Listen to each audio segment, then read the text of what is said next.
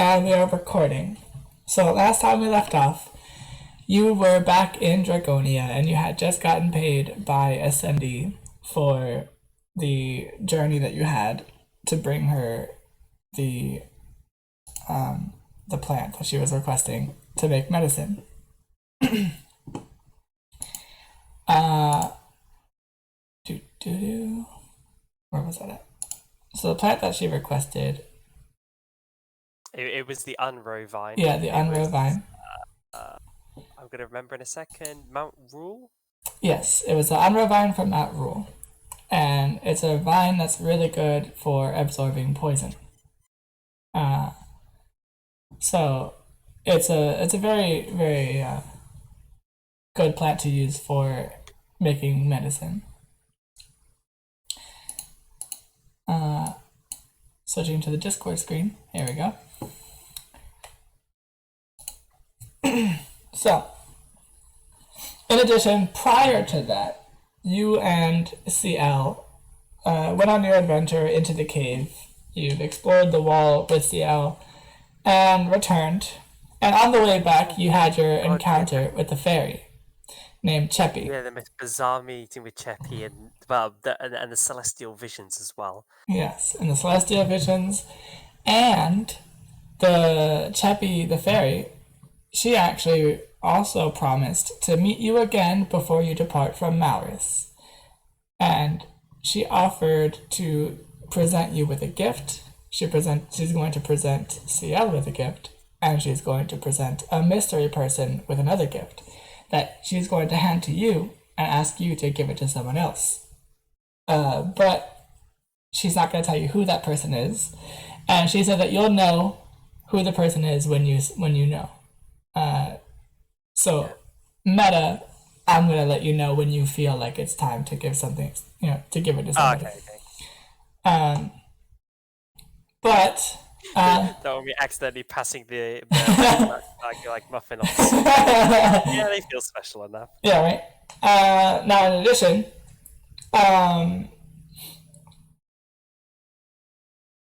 you also. I met the special Serena and Lynn, that dynamic duo.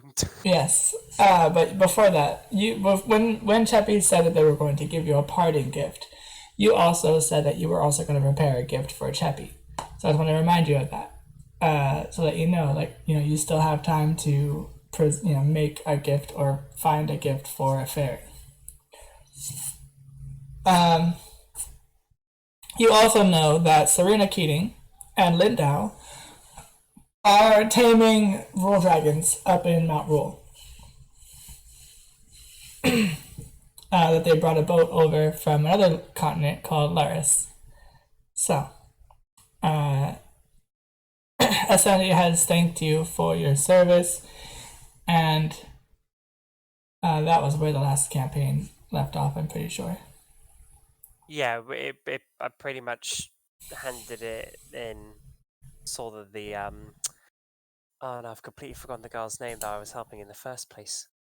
Tilda. Was it Ingrid? No, Ingrid was her friend. Yes, it was Tilda. Tilva with a V. Tilva. Mm-hmm. Yeah. So yeah, I think it just ended there, and then I went back. Yeah. We just wrapped it up at that point. Alright, so I also wanted to remind you, whenever you're doing an ability check or a save, or whenever you succeed on a roll in that kind of fashion, you should also be building up your momentum. Oh, I completely forgot that again. I only remember in combat. No, okay, so it happens outside as well. Yeah. Right. Remember I made that ruling that said whenever you roll a check or a save, if you succeed it, gain yourself 1 momentum. So I'm going to go ahead and set your momentum to 10, which is increasing you by 4 momentum, because I'm pretty sure it is about 4 that you passed.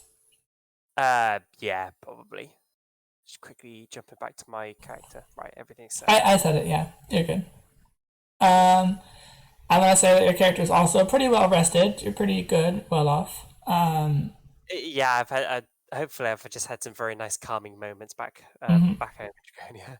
Yeah, you haven't had any encounters on your outing, and um, everything seems decent. It's about the let's see, you guys left in the morning, came back a few hours later, so it's probably about 11 to noon ish by the time, maybe 1 at the latest by the time you got back the first time. Then you went to Mount Rule and you came back, and it's gonna probably be about probably 4 or 5 p.m. Yeah, it's getting closer to the evening, but it's not quite there yet. Um, with that being said, managed to get the medicine for Tilva, or the leaf for the unroot vines for Tilva, so Ascendi can make medicines for them. And what would you like to do next? Okay, so now that everything's calmed back down, nothing's on fire or crazy or going off to visit magical walls, ceiling impossible, crazy beyond his imagination things. Bergelmir is just going to take a little bit to just kind of have a gander around Dragonia, and just what's the general mood of the place? Are people kind of like quite happy and milling around, or Yeah, people are usually very elegant and very like enjoyable. Like they're pretty happy people. Um, they're also quite isolated from the rest of the world. If you would imagine, if you were to compare this, right? It's like a not so technologically advanced version of Wakanda. okay, yeah. Oh, that's actually a pretty good way of playing it. Yeah, so he's gonna just say hi to a few people, maybe catch up on just some very boring day-to-day things, and sort of drift his way over to the library as usual. Kind of finds himself always magnetized to that place, and then specifically, he's gonna start ranging around and just see whatever the hell they have on Fae. Like, There I'm sorry, are fairies in specific. yeah. Okay, so let me go back to my notes. Like, To if there's anything he could like find the correct customs, the right way to bow. so you'll notice that the library in Dragonia is not very well off. There's very few books, in fact, because obviously in an isolated town, that's not really a lot of literature that goes around. Most of the things are talked about by word of mouth. Um, however, there are 1, 2, 3, 4, 5. There are 6 books in total. The books Oh, are okay, a very small library. yeah. There are runes and their kinds and uses. There's Malrus Recipes, a collection. Malrus Herbology. There's Mythos, Leckham, the origin of Dragonheart. There's the history of Malrus. And there's the legend of Viho and the Darkened One. Those are the 6 books that you guys have. Yeah, I was gonna say if there's only 6, I'm assuming like Bergelmir is probably okay. He's would have definitely he's definitely like super read these. Okay, he wouldn't have gone to the library then. Okay. I just is Ascendi out, or has she like disappeared on more official duty now that she's tended to till? Oh, she's currently in her own tent making the medicine.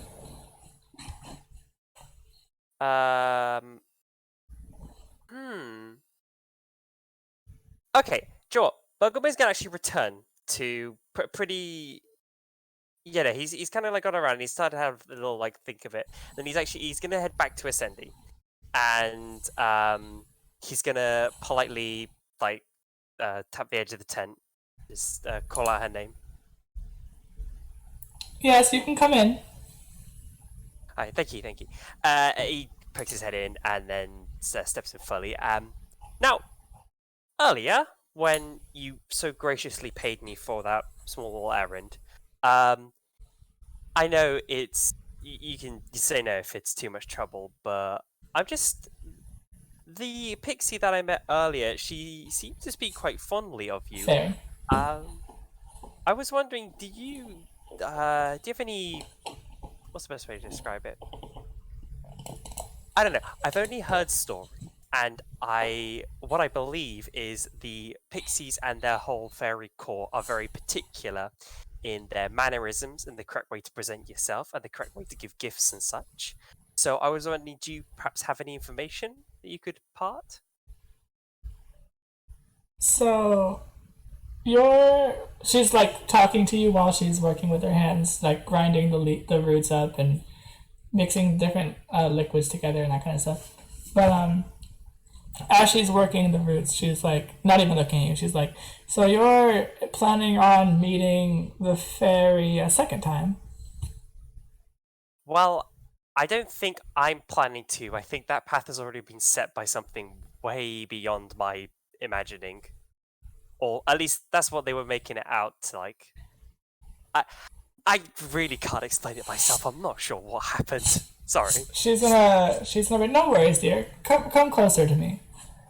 And she's gonna gesture He's for gonna you. take a slightly awkward step closer. Where is this going? She's gonna gesture you to stand on the other side of the table that she's working on. Like she's like, "Come closer to me." Okay. Take And- a step up. She's gonna look up at you and she's like, "Look directly into my eyes." He looks out a little nervously. Okay, makes eye contact. Okay, I want you to roll deception. Don't, not because you're trying to deceive, but just roll it. But roll deception, and she's got to roll. Never mind. I did get a 21. Surprisingly, surprisingly like deceptive of him. He's usually trash at this. He's just tactfully hiding it behind bluster. He's just very confused right now. Okay. Let me read this real quick.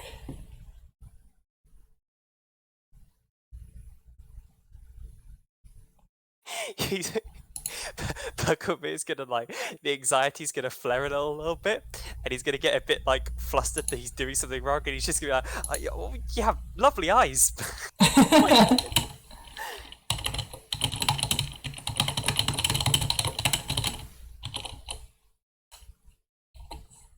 Okay, so she's got that. Alright, so she actually rolled a total of 22. So she beat your roll by 1.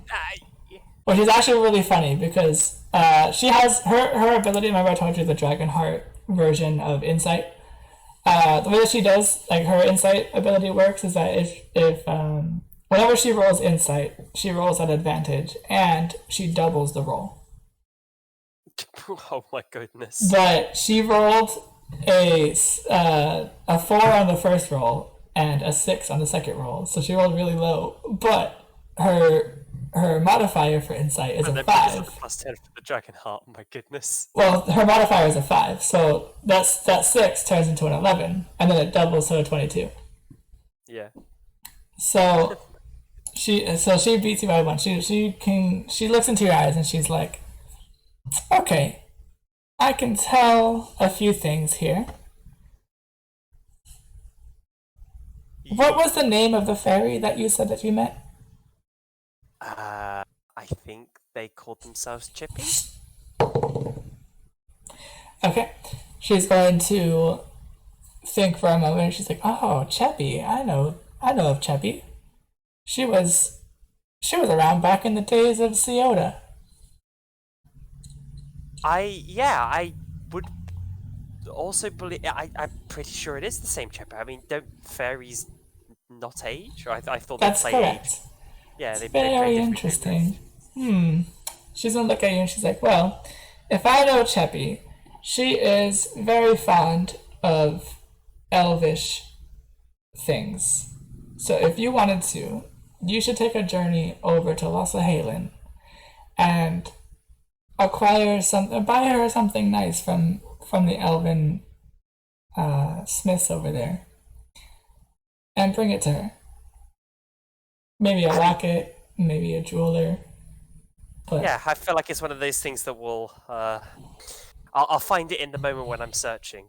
In fact, here, I'll even pitch in for the gift. She's gonna give you 100 gold. Oh my god, Sandy, you're showering me in money. You really have to stop. Don't worry, I don't use it that much. I mostly get everything for free anyways. I mean, well, yeah. Your position does come with its perks. She's gonna be like, but that 100 gold, I want you to make sure that all of it goes towards the gift for Cheppy. 100%. No, he kind of like gestures to his. He kind of like waves his hands a little bit all over himself. It's like, I mean, look at me. I'm not quite of the person to spend much on myself. Don't worry, this is all going towards Cheppy. Also, I'm pretty sure Esmeralda's not in a good mood. I think it might be good if you were to visit her before you go. Oh, most certainly. Well, I won't disturb you any longer. You probably, sorry, I distracted you from your more important business right here. And he like gestures towards the bowl. Thank you so much. And he shakes the little coin pouch. I will be on my way then. I hope you have a lovely rest of the day. And he's gonna like scoot out backwards. She's gonna be like, you too, goodbye.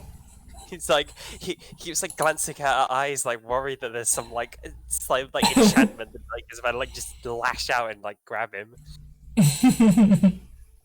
So he comes out of 10. Oh, right, Esmeralda, let's go. And he's gonna head towards her tent. She's in a bad mood. He's gonna try and sneak in the way around the back that we met up last time. I think it was session 2 for the rock adventure. Mm-hmm. And he's.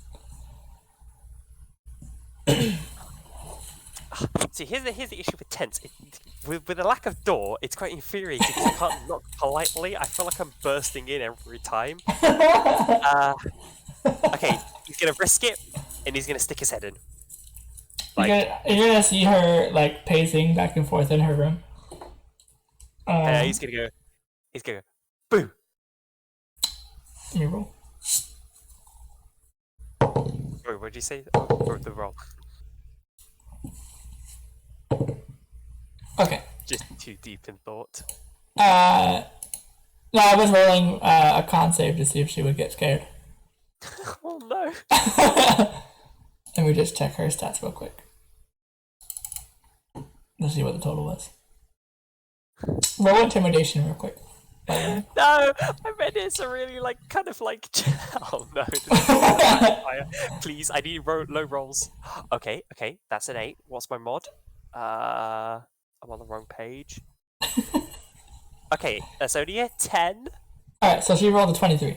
So don't know what I was getting worried about. Well, actually, she rolled 23. Okay, so she's gonna turn her head and she's gonna be like, oh, Bergelmir! Hey, how's it going? And he's gonna step fully into the tent now. You're looking a bit grumpy. He does like a little scowl face. That's a lot of pacing you're doing there. Careful you don't want to burn a hole into the carpet or something.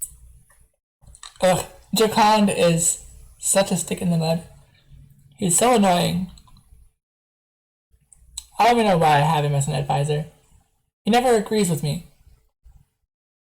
Well, hang on. That's a good thing to have, because if everyone around you just always says yes, then you're not getting the full. Just struggles a little bit for the word. It's like a meal. You imagine you got your veggies and your meat. Everybody loves the meat, but the veggies are also an important part of it. So I think enjoy the meat. Chacond's useful to have around. I agree. He does have a stick way too far up his butt, and I don't know how it got that far up. She's gonna laugh. That's the mysteries of life. But yeah, I think in the long run, he's someone you want to keep around. Trying to think of a good way to explain this when he doesn't even know how to really explain it himself. Yeah. I mean, Assembly always tells me that his side of things, his point of view is always important to acknowledge because it's always important to acknowledge the opinions of people who differ from you. But it's just like on this matter, he's so set in stone on one subject where it doesn't budge, and it doesn't matter what happens, and for any reason he will not budge. Well, I would say, I think that kind of just comes from our people and how we are right now. This closed nature. I mean, it keeps us safe, but also it keeps us like isolated and sated. There's people won't change when there's nothing to change them. I mean, you see the same kind of view every day. And it's like things didn't happen. That's exactly what I'm talking about. You see, I keep saying at the meetings, I keep saying that we should reveal the location of Dragonia to the rest of the world, and we should branch off and become reintegrated with society. Like the wars and things, they happened a long time ago. Yeah, but I think it's hard for Dragon because wasn't actually out of character because I can't quite remember this. Dragon was like around the time of the war. So Jakond is... I thought he was born like pre-war and survived it, and then helped kind of Dragonia to branch off and escape. Jakond is 91. So he's not quite at the time of the wars. He's shortly after the wars. Okay, so he definitely would have felt the after effects then. Right. Okay, yeah. Yeah, so Bergelmir continues, and he's like the next generation right after the wars, basically. Yeah, I think you have to remember that Jakon was quite literally like born into the after effects of the war and got to see everything firsthand, and you and me are sort of that's just history to us. We won't ever be able to really connect like Jakon would to it. But I mean, if it's only him. Look, I'm in no position to advise. That's why you have advisors. They are much more smarter on these kind of subjects. I'm more the kind of dumb goofball you come to when you want to go, spelunk in a cave and look at some dragons for a bit. But I mean, Joe, I trust you'll make the right decision, Esmeralda. Whatever you do, you got my support. He's gonna give a little thumbs up. Yeah, I mean, everyone else always agrees with me. Like, even Ascendi says that I'm right on the matter, and she's the smartest person I know. Well, if everyone's agreeing, and, Jakon is being Jakon, then, you should make the decision then. As the Princess of Dragonia, like, make it your first royal decree. I could do that. Oh yeah, I could do that. I am the princess. You know what? Yeah. That's it. I'm gonna stick it to him, and he's gonna have to deal with my decisions. Well, hang on. Whoa. Esmeralda, just don't do it just to spite Jakon. Do it for the people. Do it because we want to make the world around us a better place. Yes, of course. Maybe peeving off Jakon is a little bit of icing on the cake, but really, we're here for the big bit of the cake. It's to help everyone around us. Will you come with me? Oh, okay. Yeah, I want to make a trip over to Los Halen and go meet up with the leaders from... Speak of the devil, I was literally planning to go there. That just makes it perfect. Excellent! It's fantastic. It's almost like it was fate. Bergelmir just pauses for a moment and just looks up. Didn't expect it about this. Sorry, I just... Right, do you need to prepare for Los here? I'm not packed at all. I'll need a moment to gather my things. I was about to fly over there right now. I won't keep you waiting too long. If you give me 2 minutes tops, I'll run back to my place, grab my stuff, and then we can zoom over there. I mean, weather's looking good for flying as well, so hopefully it'll be a really nice trip over. Yeah, I'm sure it will be. Right. The weather in Maris is usually nice. We can just live in a beautiful place. Bergelmir's going to zoom back to his tent, grab his stuff, grab a big bag, doesn't know really what this kind of gift might be, and it could be huge, he doesn't know. And then he's going to dash back, and he He's gonna go. He's gonna run back to his man. It's like, so are we gonna be doing a sneaking out, or you just plan to just fly out this time? We're just gonna fly out. Let Dracon see it. I like it, making some big moves. Okay, well, lead the way, princess. To Losselheim we go. All right. Well, I guess I can't race you since you don't know the way. Well, actually, roll. I mean, I know it's east, History. and it's pretty damn big, so hopefully I can't get too confused. Yeah, roll history to see if Bergelmir knows. But roll at advantage. Oh yeah, come on, that's gonna. Where's my history again? Yeah, dirty 20. Okay, we're good. Yeah, you definitely know where it is. So going to Los Angeles. So you guys take up to the skies and you start flying over. Let me think. Okay, roll perception. Let's go. Oh no. 1.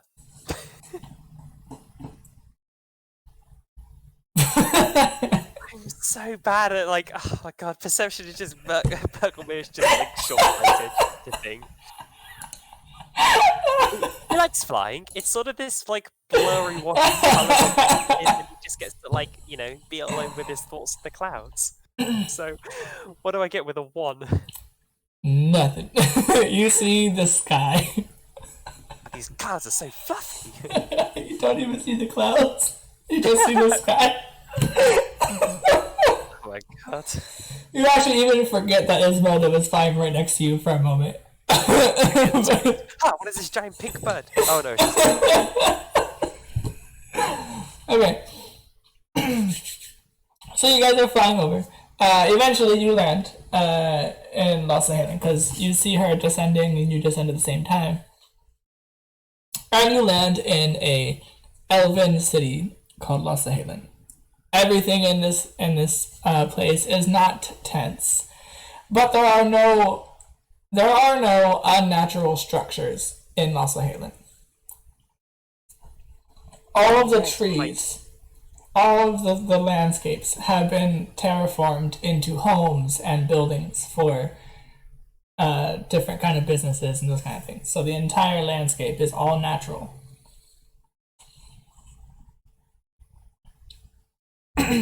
And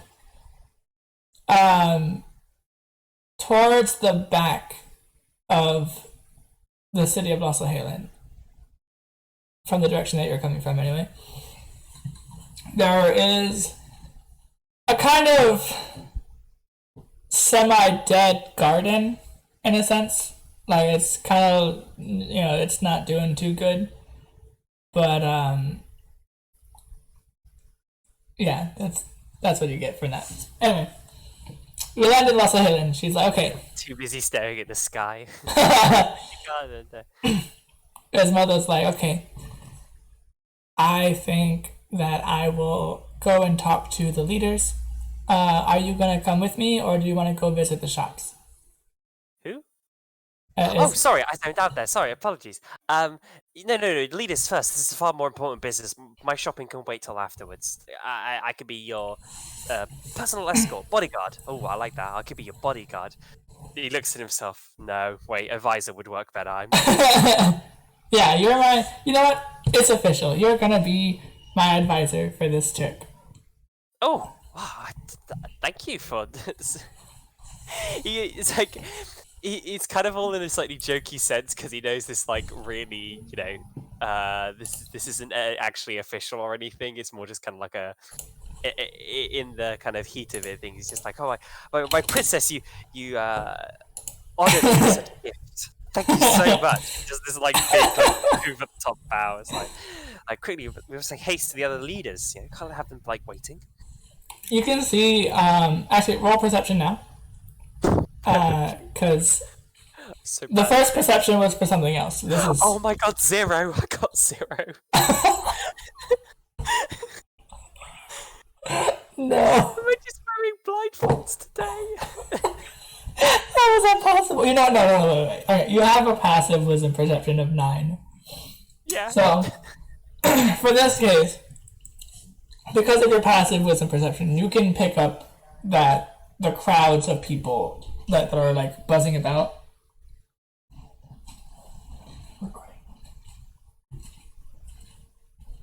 Okay. Hold up. Oh. Okay. So the crowds of people that are buzzing about, they are looking at you. On occasion, like they're not staring, but they'll glance at you, and then they'll glance at Esmeralda as well, the both of you.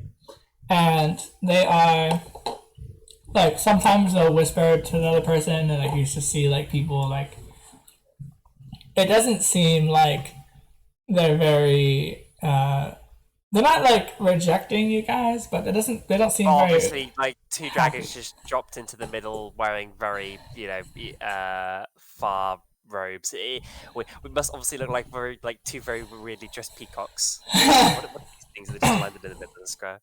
Like they know what dragoons are, of course, but they're also like there's like you can still feel because you would know history, so like you can still feel like the prejudice in a sense from like the high elves who still think that the dragoons and all the other Therian tribe descendants are all like corrupted bloodline. Yeah. So we are lesser elves to them. Yeah. So you can kind of see like that, but not all of them. It's only a few here and there that are doing that. Okay, so let's go inside. Esmeralda's going to start walking towards the large structure that's in front of the garden. I mean, obviously, with no avail because of the zero, so Bergelmir is just like trapped in some fantasy in his head. He's just like some like secret agent right now. We're gonna like infiltrate the place.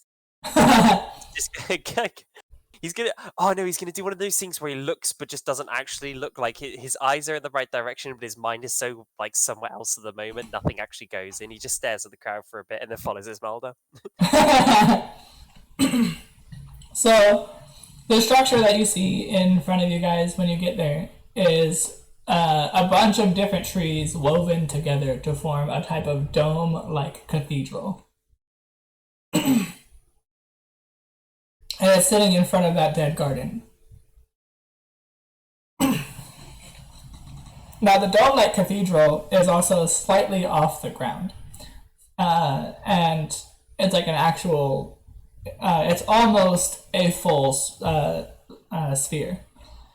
It's just very flat at the very bottom.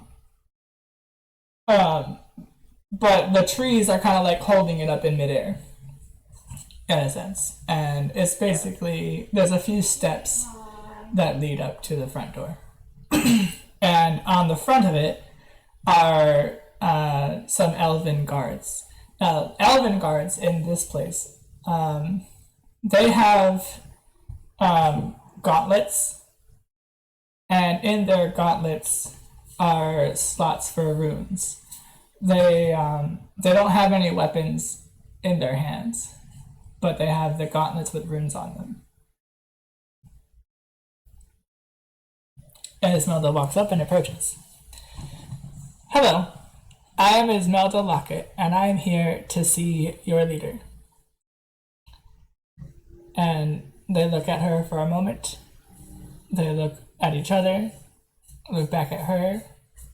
One of them speaks up and says, "What purpose do you have to see our leader?" Esmeralda says, "I am the Princess of Dragonia, and I would like to reintegrate Dragonia back into the societies." They start murmuring amongst themselves. Alright, give us a moment. They stand perfectly still. It sounded like to you that they would go inside and check, but like they just stand perfectly still for a brief moment. And then they kind of like and then snap back into movement. They kind of seem like they kind of stood perfectly still, like they were a statue, but then they kind of like reanimate for a moment. Like they look back at you guys and they're like, okay, yeah. They look at you and say, "All right, King Anzar Refu will see you now." And the doors will open. Esmeralda walks in. as we're walking in, like as we pass the guards, Bergelmir's just gonna take a little moment to like lean down and go, "Quite exciting, isn't it?" She's like, uh-huh. I've never felt my heart go this fast before. And then he's gonna like stand back up because obviously they're getting a bit too close now. Back to politeness. So you guys walk inside, and you see Enzar Refu sitting on his throne. And inside this dome, you will notice, roll nature. Yes.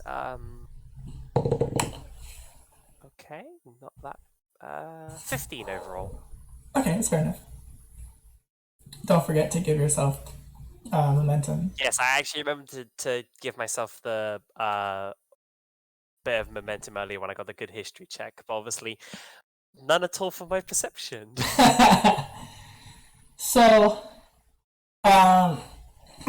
with the 15, you're going to know that the insides of this cathedral-like building, there's no windows. Or rather, there's no windows that look to the outside of the dome.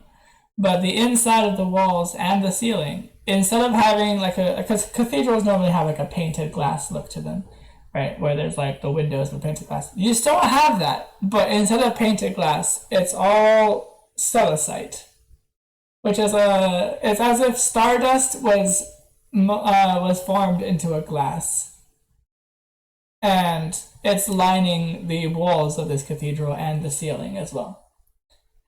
And it kind of gives off this like cosmic mystic presence. And Anzar says, "Hello, Ismelda Luckett of Dragonia. I am Anzar Refu. It is a pleasure to make your acquaintance." Ismelda bows for a moment, and she's like, Bergelmir like immediately follows suit with the bow. Ismelda's like, "I have come to talk to you about reintegrating Dragonia back into society." That is interesting news, to say the least. I personally would be quite for it. However, there is still the decree from the previous kings where the Therian elves would remain separated and live in Denendel and not in Lossahalen. Lossahalen is meant to stay pure and only be a home to pure elves. Now, I'm only saying that not because I think that way, but because there are still a good handful of actual pure elves who live here in Lossahalen who still believe in that method. So it would be quite controversial of me to go against a majority of the people here in the way that we've had our lifestyle here to integrate the lesser elves, in their words, not mine, into our society here in Lossahalen. Esmeralda's gonna look at you and she's gonna be like, "You said a lot of big words. What does that mean?" Did you catch that?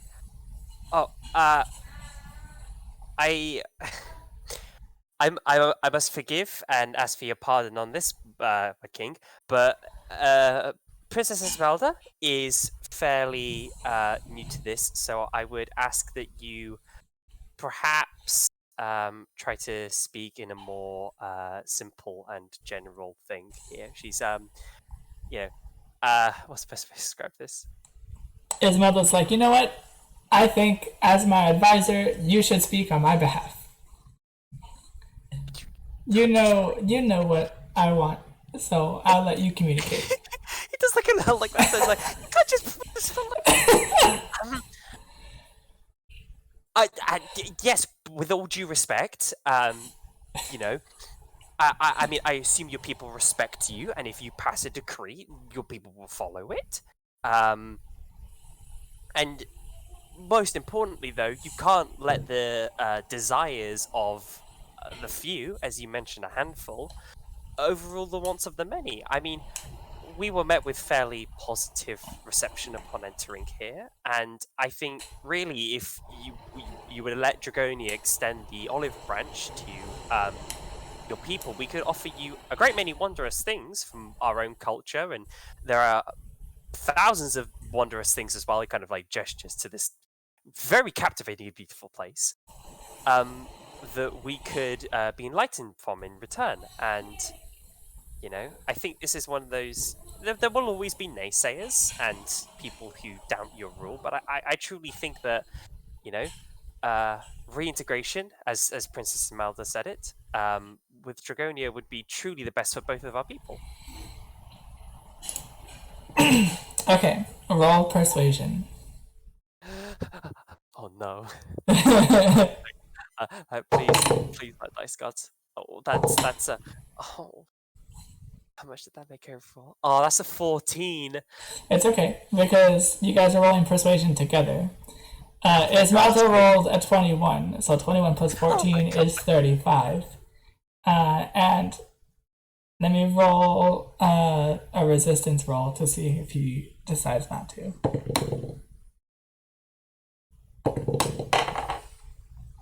Okay, so he's rolled a 30 in total. And I rolled twice for him, since you guys are 2 people. Yeah. So he's rolled a 30 in total, which means that you guys do persuade him. So he's going to ponder for a moment, and he's going to be like, you know what? What better way for my name to go down in the history books than for me to be the one that opens our doors to our lost family? We are meant to be one people. Elves are elves. Our blood is still in your veins. You are still elves.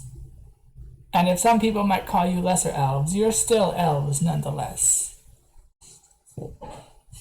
I will approve this olive branch and get started on the process that it would take to integrate you guys into our society.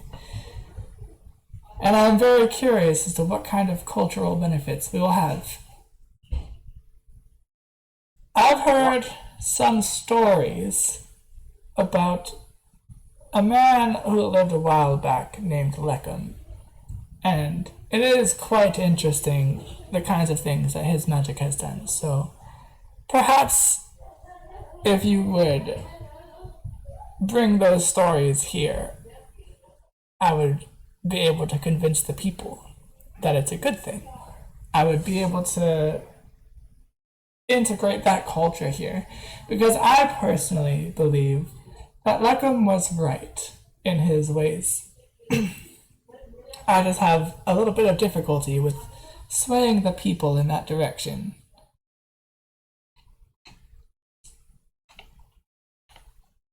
Well, I for one sympathize with that.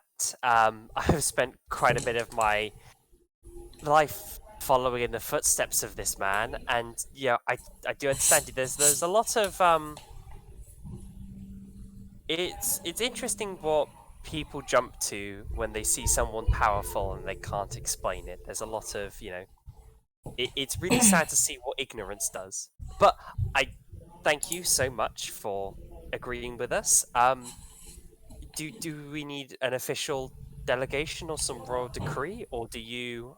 I do apologize. I'm not familiar with how your monarchy works. Ah, yes, I've already made the decree. I have direct communication with all of my kingdom at all times. So roll history. Okie dokie. See if you can know about it. Oh my god, it's not one. It makes a 6 overall. Alright. So you don't know nothing. Alright. No, but I was gonna see if you know anything about this king, but you don't. Nope. But you know what? You know what? Roll intelligence to see if you can figure it out. Please, brain, save me. Oh my god, my rolls are absolute potato today.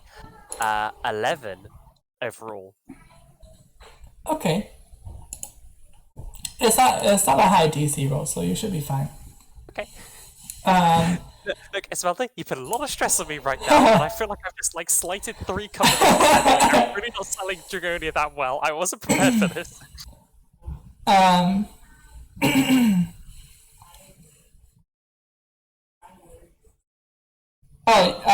I'm gonna backtrack for a second, and I'm gonna assume that while you were visiting Essendi, that you returned the Jera rune to her. Oh, I think that was the first thing. I think when, like, back in the original session, I think the first thing I did was give her back the rune, and then gave I didn't take it off of your inventory, or you didn't do it, so that's fine. I just took it off. Yeah, that was my fault. It's okay.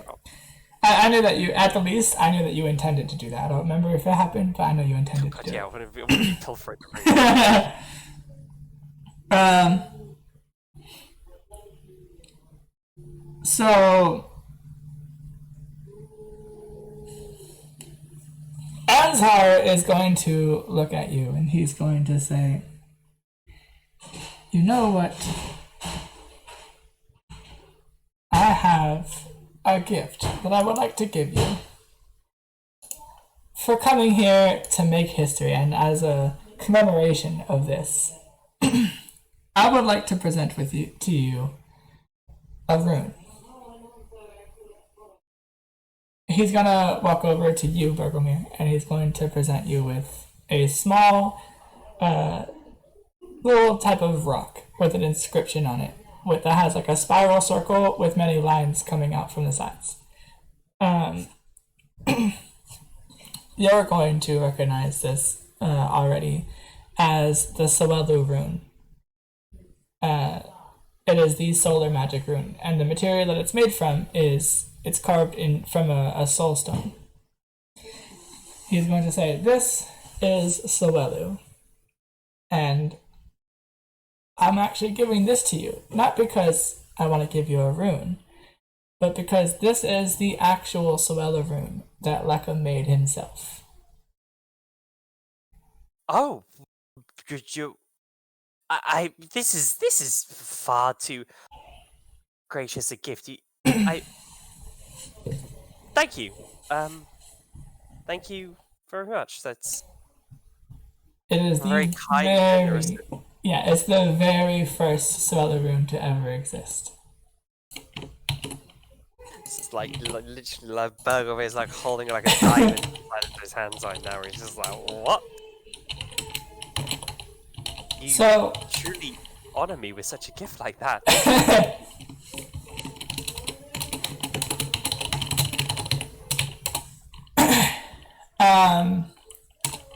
Oh, you're already writing. Yeah, I'm writing it down.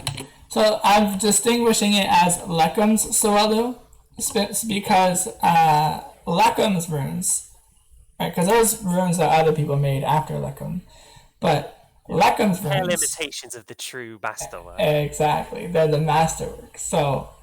Oh god, I'm scared this is like this. I'm gonna like plan to use it like a little lamp and it's gonna like flashbang me. So the idea here is that Leckham's runes actually cost less mana to activate. And they're more efficient with holding charges. So normally a Sowelu rune can hold 3 charges, but Leckham's Sowelu holds 4 charges and costs less mana. So I'm gonna type that as a condition for it. Holds 1 additional charge and halves the mana cost.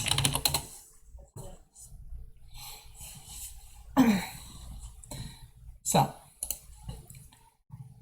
he's going to smile and say, this gift is nothing in comparison to the gift that you're going to bring to us. But roll perception. He blinks out of his stupor. Oh no, not perception. Oh, I rolled above. Oh my god, that's crazy. That's a 17 overall. Okay. Now roll reflex. Oh, okay. That's a nat 20, which makes a I've lost my reflex. Is that a skill or? It's a skill proficiency, yeah. It's a dex thing. Oh yeah, I should look at the wrong bit. 22 overall. Okay, well, nat 20 is a crit, so you don't have to. If you ever say you crit, you don't have to say your modifier. It's a crit. So yeah, one more thing. Roll strength. Oh my god, everything's kicking off. Yeah, because it's About to like punch a flying rock out of the air. That is an 18 overall. okay. You actually do really good. All right. So with that being said, you see out of the corner of your eye, as soon as Anzar and you have an interaction, you see out of the corner of your eye a real quick, like, blip, just like something is moving really fast. And it's moving straight into the direction of Ansar. And you have the option, since you rolled high enough, to try to stop this thing that's moving and pin it down, because you rolled so well in strength as well. Oh, pin it. Oh wait, it's a big thing. It's person sized. Oh god.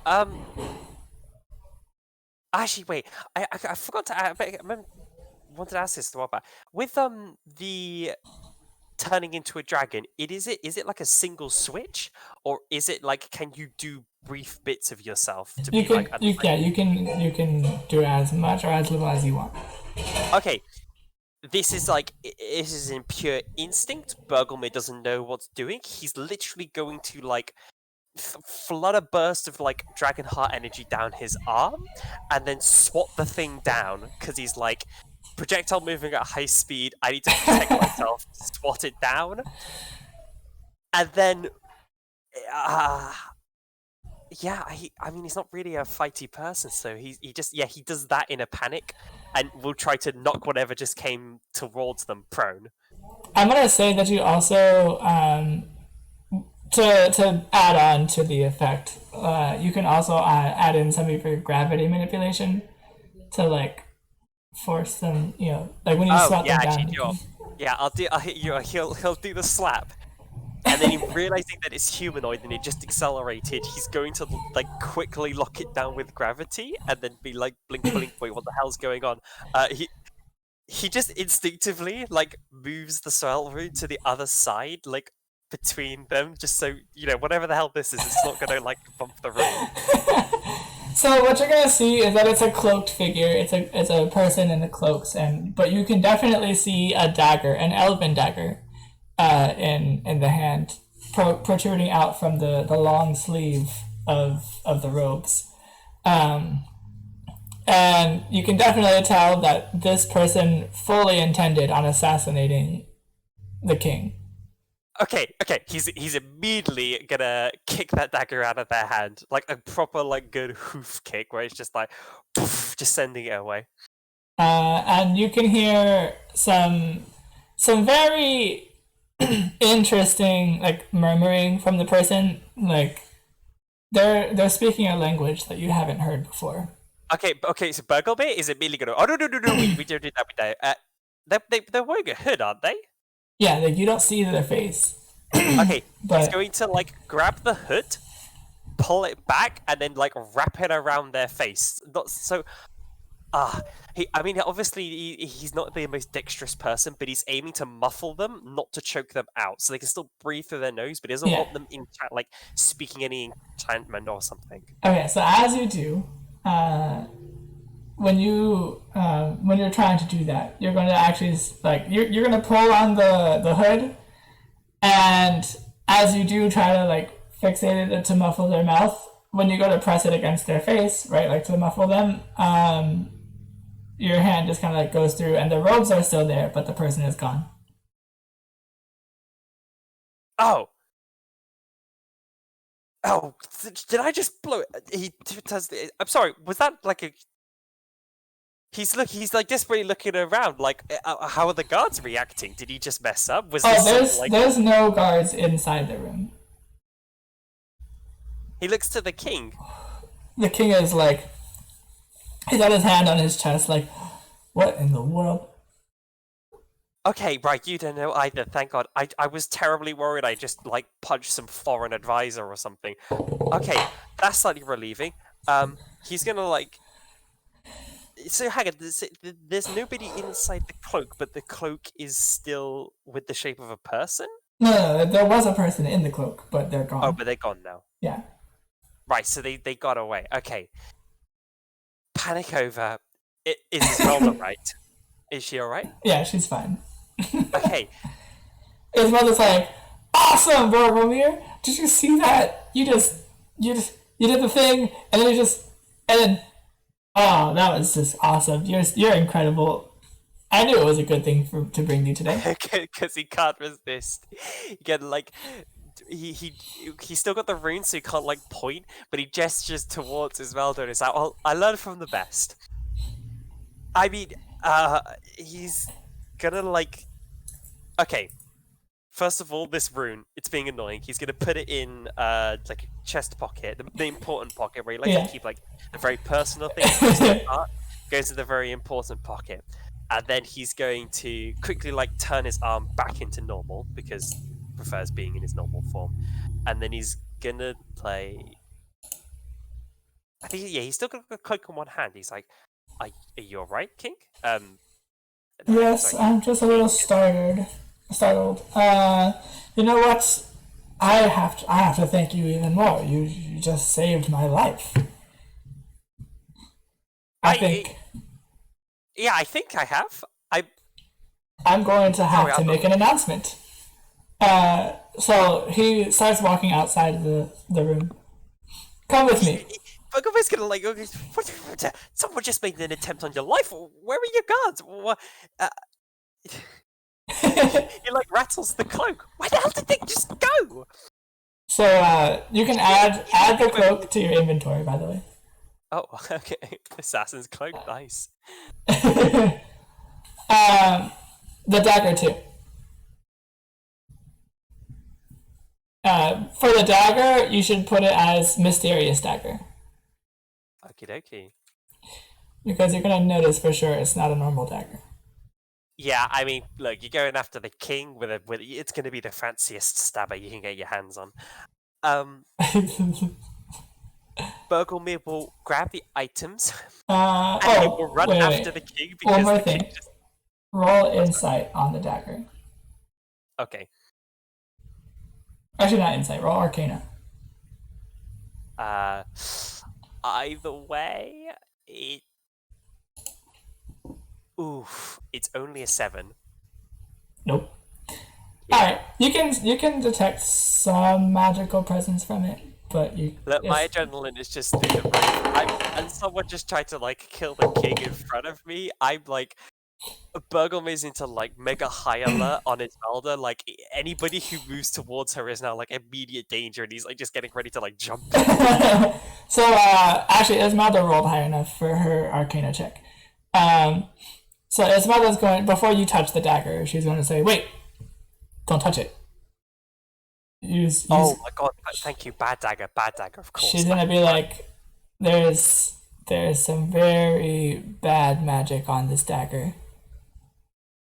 You probably just saved me a lot of hurt, Esmeralda. Thank you very much. He's gonna take the cloak that he like the assassin's cloak, and then he's gonna wrap the dagger up in it. Excellent. Like, yeah, and then safely store it away. So she's gonna say, "I think the king was waiting for us outside, though. Let's go." Oh my god, yes. These are moving way too fast. I just came here for a shopping trip.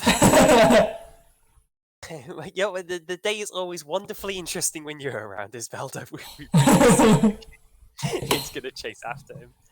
So they go out. You go outside with Esmeralda, and you see Enzar, and he's like got his hands up in there, and he's like, "People of Lossahalen, I would like to declare to you today a new holiday.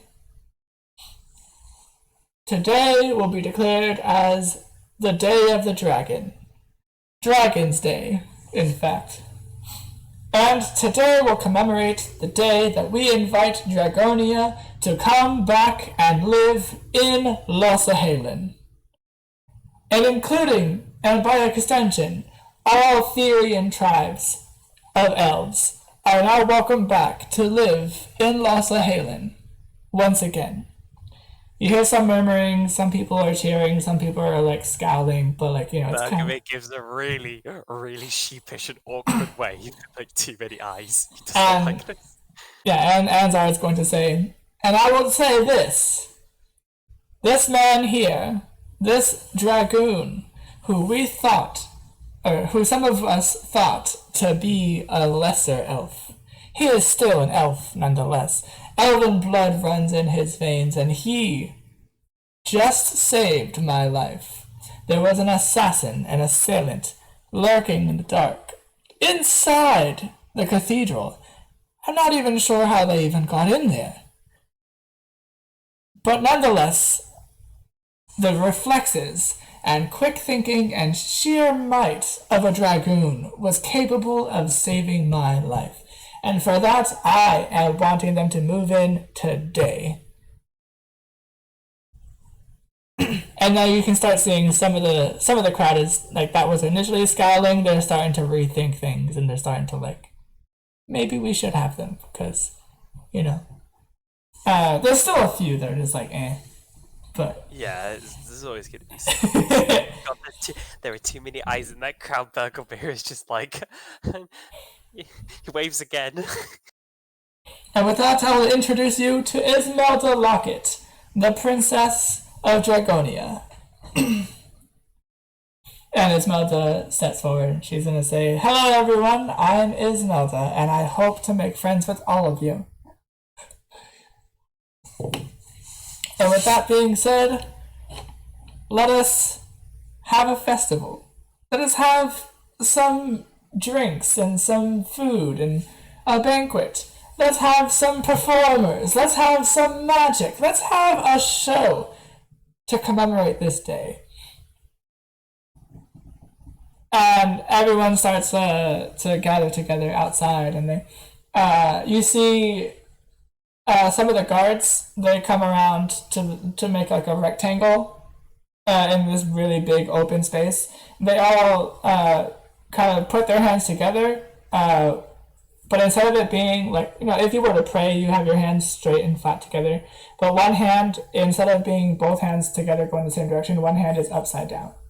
So they put their hands together like that, and then they slide down and place their hands on the ground, and you can see magical energy come out of them and into the ground, and the ground starts to shift and move around and create a large ballroom. Oh my god, this is too much for Bergelmir right now. Actually, wait, hang on. Would it be a bit too much? hey, Bergelmir's debating really fit. Hey, he leads down to his Valda. He's like, I'm just thinking that maybe like a big crazy show, you know, that they're erecting this beautiful ballroom. I mean, I feel like we need to add a little something, else we'd be drowned out, you know? Maybe, I don't know, have you got anything big and fancy you can do that involves a lot of like sparkly pretty lights? What about those beautiful pink flowers you make? Oh, Ascendi made those. We should get Incendi in here. She can just throw pink flowers everywhere. But I know just the thing. She's gonna shapeshift into a full-size dragon, and she's gonna fly up into the air and start breathing fire, like in a flashy way, like not in a destructive way, but in a very like theatrical. Yeah. And, a dragon. Yeah, she's a freaking dragon. So the people are gonna like, some people at first are like, whoa, what's going on? And then they're like, oh, this is cool. And then yeah, it's gonna, you know, everyone's gonna have a good time. Anzar actually ends up exiting the building, and he leaves with his guards, some of his guards anyway. And I was gonna say, thank God he's finally got some like men with him. Yeah, he's not gonna be stupid. He's not gonna just like, oh yeah, assassin just tried to kill me, I'm gonna just have a party. But he wanted a party for the people, but then he's gonna go off and do political things. Yeah. Before he leaves, though, he said, "I hope everyone here enjoys themselves, and I will see you later." Well, and he leaves. Um, with that being said, are you going to attend the party, or are you going to go shopping? I mean, Ismelda's having a great time, and Bergelmir doesn't have like, he's gonna go to the party just because like he just can't like leave Ismelda alone. It's just wrong with him. So you know, but he's gonna be like, it's just such like an awkward thing for him as well because like he just really wants to like go find a secluded corner now and just find somewhere a little bit quieter and a little bit calmer. Yeah, he's going to awkwardly mingle around the party until Esmeralda descends and then go like find her. Esmeralda's gonna say, like, she's gonna go over to you and she'll be like, "Hey, you should do it too. Show them what drag queens can do." No, you already put on a spectacular enough show. I think you've captivated them more than well enough. And then he's gonna like poke a finger, like point towards some people that are just like probably gossiping about them. It's like, look, you pretty much got everyone eyes and ears here. I didn't need to ruin it. Very well then. Well, I did what I came here to do. I think we should head back and tell our own people about the situation and prepare the migration. Yeah, I mean, if we're fast enough as well, we'll probably get some of our people to come and enjoy this party. Wow, I really did not expect any of this today. Wait, oh my god, I nearly forgot. I came here to shop. You wouldn't mind just quickly running through the market for a couple of minutes? Would Sure. you? Yeah, that's fine. Let's go. Let's go on a little market adventure. And now he's actually going to head shopping. Alright, so there's a jewelry store. Hang on. No. He's going to first of all make a tactical extraction of a couple of sandwiches from the party, and then he's going to head to market. Yep. Alright, wow, so you're gonna roll nature to see if you can tell what's on the sandwiches. That is a 14? No, wait. I have a much bigger nature mod. That's a 16. Okay. So you can tell by the flavor that this is a well-seasoned canis sandwich. Now, a canis is a wolf-like creature with a massive jaw that lives in the forests in Maurus. And they're generally hunted for their meat because they're very meaty. And their meat is a little tough, but when cooked properly, it can be made tender. And this one is made tender and well seasoned with lots of elven herbs. That was a little too delicious, and I was regretting that he only swiped 2 rather than like 20 when he left. So, lessons learned, very, very important facts have been remembered. Time to quickly go to the market. In the market. I mean, he's gonna quickly mention as he walking with his mouth. It's like, I am really quite impressed. You have a certain aura around you that just attracts the most bizarre and interesting things. I didn't expect that, somebody was going to make an attempt on the king on the same heckin' day that we arrived into his court. Yeah. Interesting day. Right, market. Sorry, I'm bothering too much. We should go. She's gonna be like, yeah, it was kind of cool. It's kind of weird that somebody was trying to assassinate Asnar. I don't know what that's Ansar. That's kind of weird. We have been so shut off from the world. I don't know what kind of political tensions are going on. I don't know if some of the Therian tribes even want to reintegrate.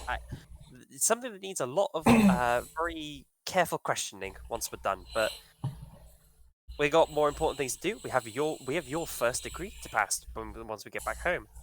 Right, market. Let's go. I've got to pick something out for Chippy. Okay, you want to check the jewelry store? Yeah, so specifically, so Sandy did mention smithing, but I don't know. Oh, here's the thing: she wasn't very specific about it. So Bergelmir does have like in the back of his mind that like, oh, imagine like if I got like a knight helmet or something. Like, wouldn't that be really brilliant? No, he's gonna go look jewelry first, and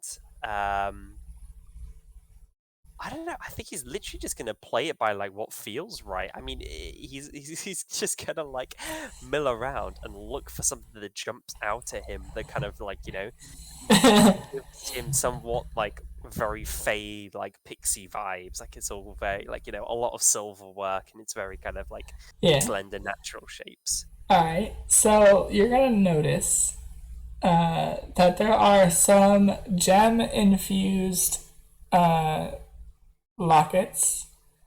Like they're instead of having like a metal like instead of being made out of metal, it's completely made out of gems. Like where the entire thing is terraformed into a locket instead of it being carved or anything like that. So the jewelry is very, very elegant here. There, there is one. Let me check the material list. There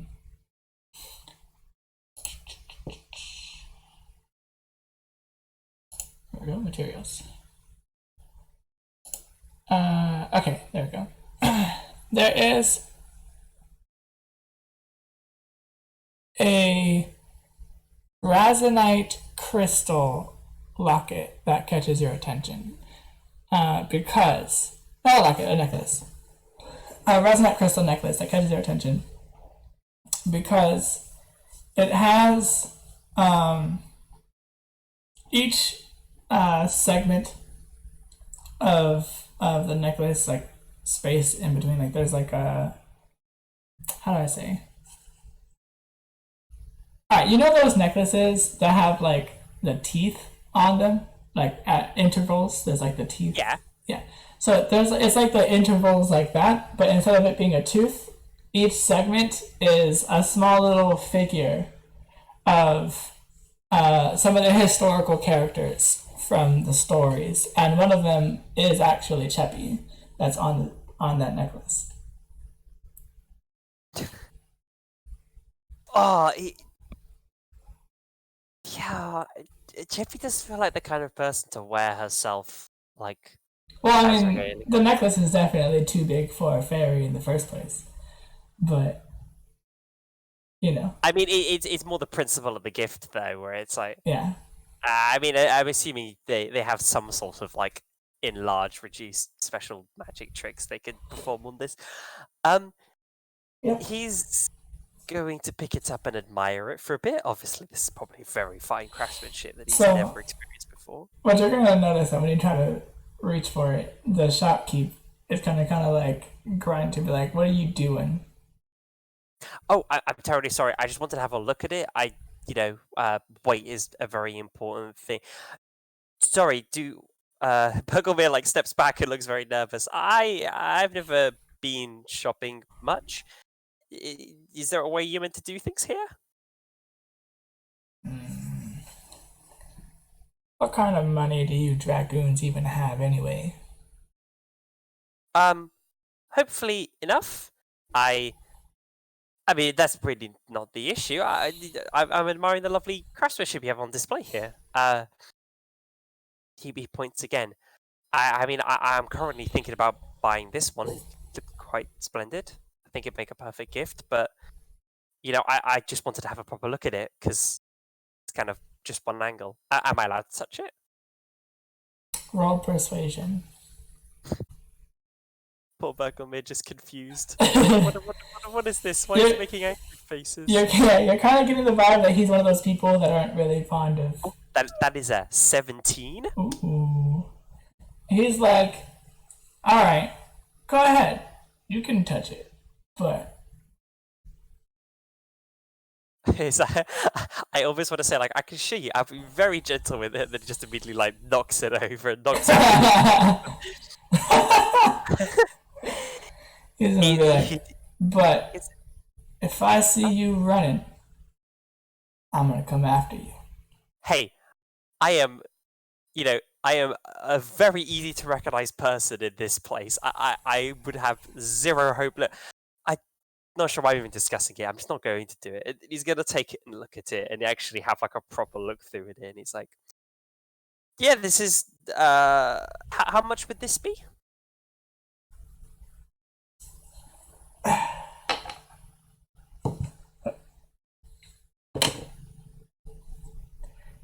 That's gonna be 82 gold. 2 gold. Okay, Burgo wants to insight that because little sus that there might be some overcharging just because Oh, it's uh, definitely overcharged. yeah, yeah. Insight. I only got 13 overall. You definitely know this because it's dramatically overcharged. Like, um, Okay, let me see something. Burgo Roll, may like. Oh, sorry. Go. roll your nature. Oh, nature. Uh, yeah, roll nature It's only an and 11. roll history. Okay, so it was 11 for nature, and history is an 18. Okay, so combined with that effort, you can at least generalize that this price is probably at least 3 to 5, somewhere between 3 and 5 times the normal price that it's supposed to be. Goodness. He so Bergelmir, he's gonna take the necklace and he's gonna bring it to the counter, and then he's gonna put like one elbow on the counter, lean in a little bit, and he's gonna be like, "Look, I understand that there isn't the most positive light around my people, but I feel like charging me 5 times what this is meant to be is a little much. And I mean, you look like a nice person. There's no need for this. Like, we can just call this 30 as it should be, like, and that will be it." You calling me a scam artist? Well, no, because you're running obviously a very fine place like this. I don't think you could get any scam going for very long without somebody coming back. No, no, no, no, no. I'm just saying that, I see what you're doing, and I ask you very kindly that maybe you're not. And, you just don't give me such a ridiculous price. Yeah, you look like quite the smart elf. Alright, look. If you can't pay for it, then don't buy it. Well, I mean, do you not want to sell it? I mean, here's the thing. I do want to buy it, but also at the same time, I don't want to give my money to somebody who's being unnecessarily rude to just some curious outlanders. Outlander. Actually, Esmeralda wouldn't be here, so. Oh, she's there. Oh, Uh, Ismail's gonna look to you and she's gonna be like, "What's going on with this guy now? Is he causing a problem? Should I fix him up?" please, no, Esmeralda. We really don't need that right now. Like, I'm sure we have a lot of. I think actually no. He speaks as that. Like I know just as much favor that we've curried with the king, and as much as he's like literally just thrown that giant party for us and in our name. I really don't think you can immediately go to roughing people up on the streets. Although I must say, and he turns to the guy, she is the princess, and I have no right to stop her if that is her decision. So maybe in the interest for everybody, and you wanting us out of the shop as fast as possible, maybe you just sell it for the 30 gold that it is worth, and we can all be on our way happy.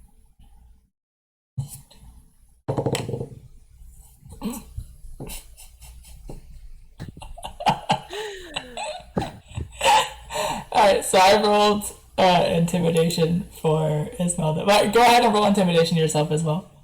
Okay. Let's go. Oh, that is a 21. Ooh, okay. So with your combined efforts, you do succeed. Because if it was Esmeralda by herself this time around, she rolled low. She would not have been able to intimidate it. I mean, it's Esmeralda. Like, there's a limit to how intimidating, fluffy, pink, adorable can be. But with your words, he's like, fine. 50 gold. No, 30. Like, come on. We don't need to go through all this palaver.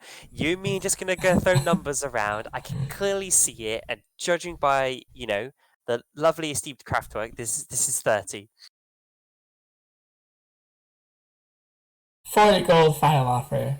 That's half my original price. Okay, but that wasn't even your original price in the first place. Just take 40. Make this done with, okay? Alright, sounds like a deal. There we go. Great. It's rather brilliant. I don't have to sick you on him. I'll mark off the 40.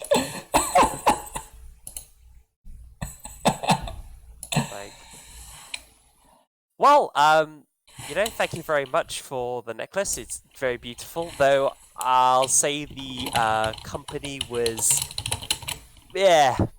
nowhere near as nice. I'll probably be gone. Bye. He's just gonna walk out.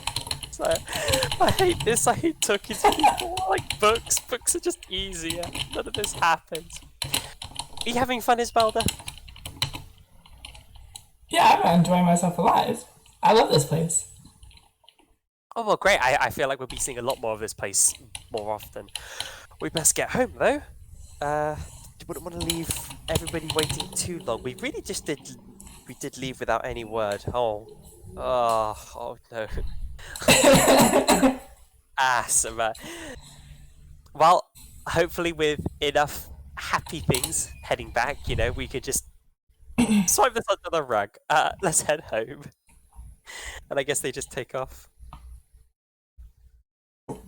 Alright. So,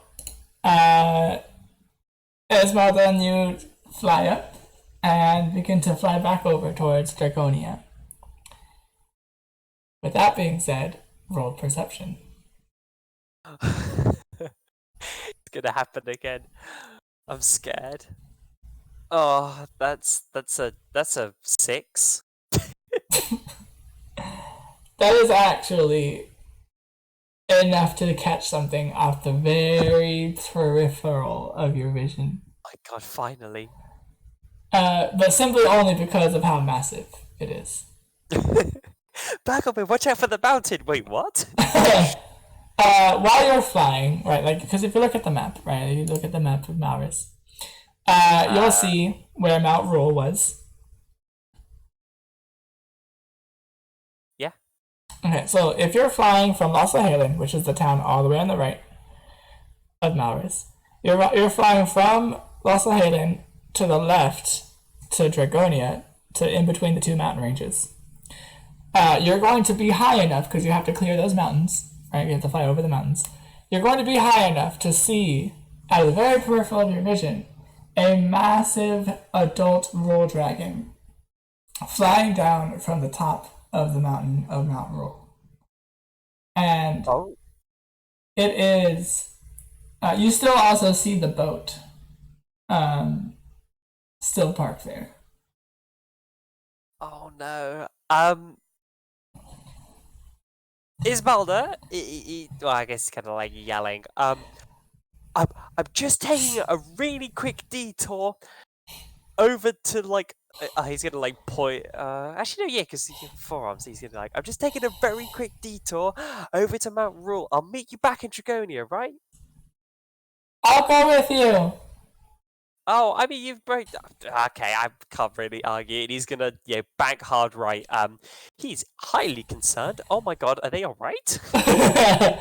Alright, so you make it back to Mount Rule, and you can tell, it gets colder as you get closer. And as you descend, you see Lindau, you see Serena Keating, and they are running for their lives from this giant massive adult dragon. Can't really take to the air. It's gonna go after us. We are smaller. We might escape. Wait, they're running. Are they running with anything, or are they just running? They're just running. And actually, one thing to note: the giant bull dragon. Do they have wings? The adult ones, yes. The adolescent, yeah. They don't. When they're adolescents, they don't have wings yet. They start sprouting wings when they get to like their teenage years, in a sense. Okay. This is a really harebrained idea. This isn't gonna work. Bergelmir is gonna yell over to Isvelda. I think they're in a lot of trouble. You grab the black one, I'll grab the brown one. Like, it's the time. Alright, so you guys swoop down. Roll dexterity. Oh no, here comes the moment. This would be acrobatics, I think. Let me see. Yeah, acrobatics. Okay. Not terrible. That is a 14. Oh, wow. Okay. Okay, so yeah, both of y'all are good. You are able to swoop down, catch Lynn and Serena on the way, and speed them away from the Okay, thank God. I was hoping because we were smaller, we'd be a lot faster. But roll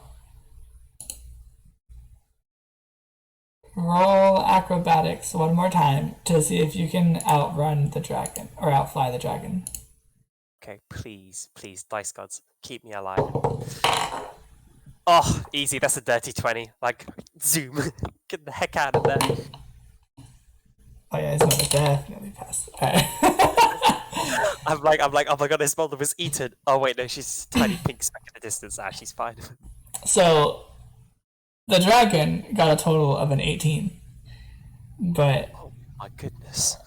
Esmeralda got a 22, and you got a 20. So you do manage to outfly the dragon. Bank into the mountain range, sight of it.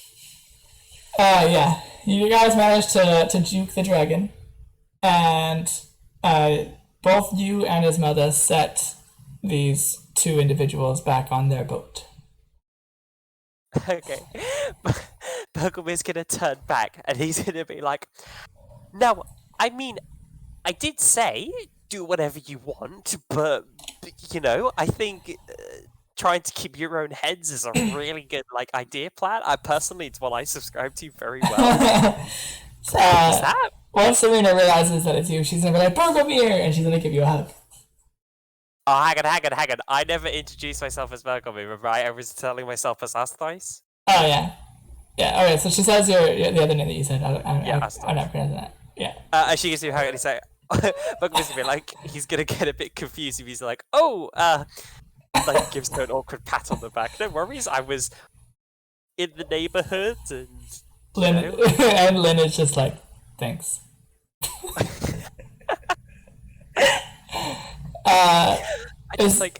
His mother's like, what are these two here? Like, how did you guys? What? Hello, I'm Esmeralda. What's your guys' names? I'm Serena. This is Lynn. She's my best friend. Hello.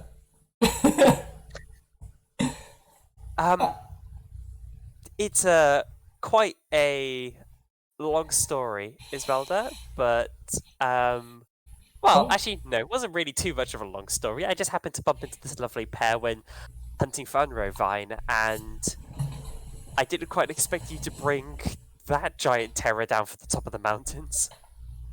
Oh, we were just, gathering some more Unro just to, right before we depart back to Loris.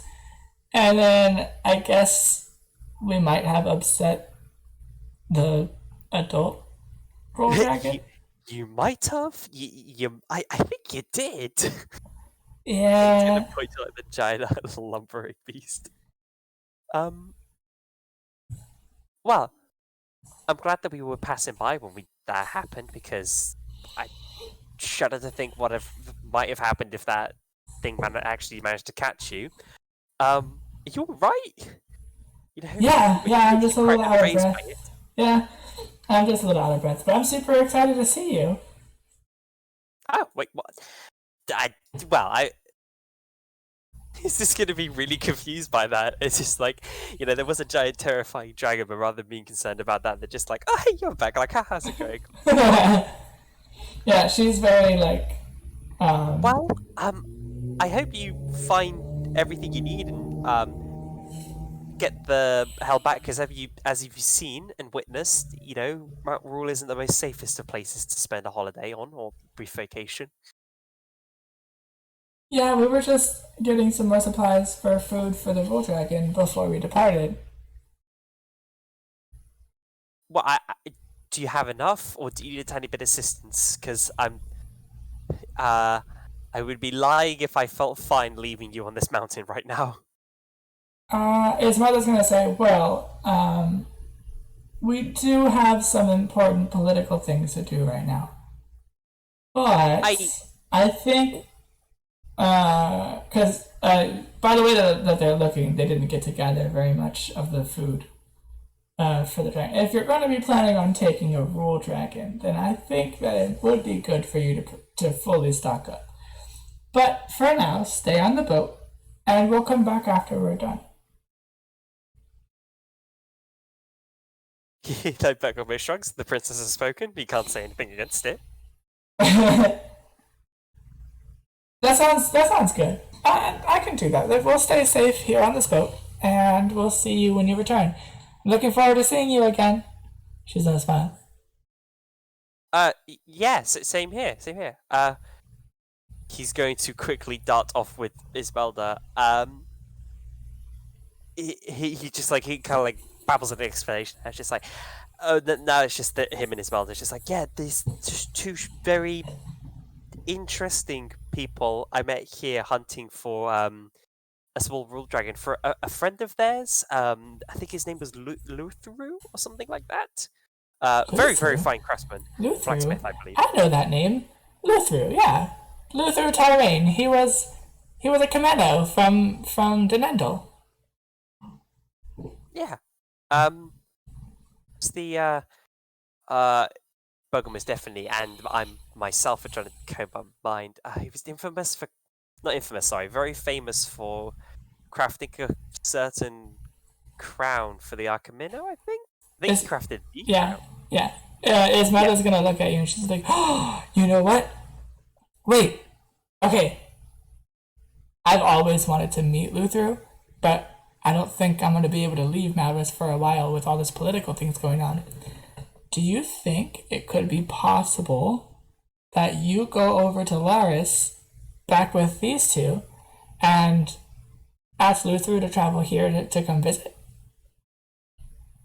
I most certainly, and if it's a request from you, I definitely couldn't refuse it.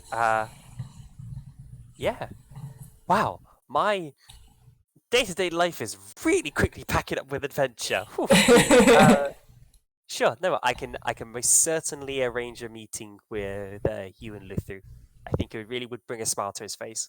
Yeah, I think so too, because, he was the first of the people who wanted to integrate or reintegrate. Well, not the first, but he was one of the first really outspoken persons about reintegrating the Therian tribes back into Losahalan.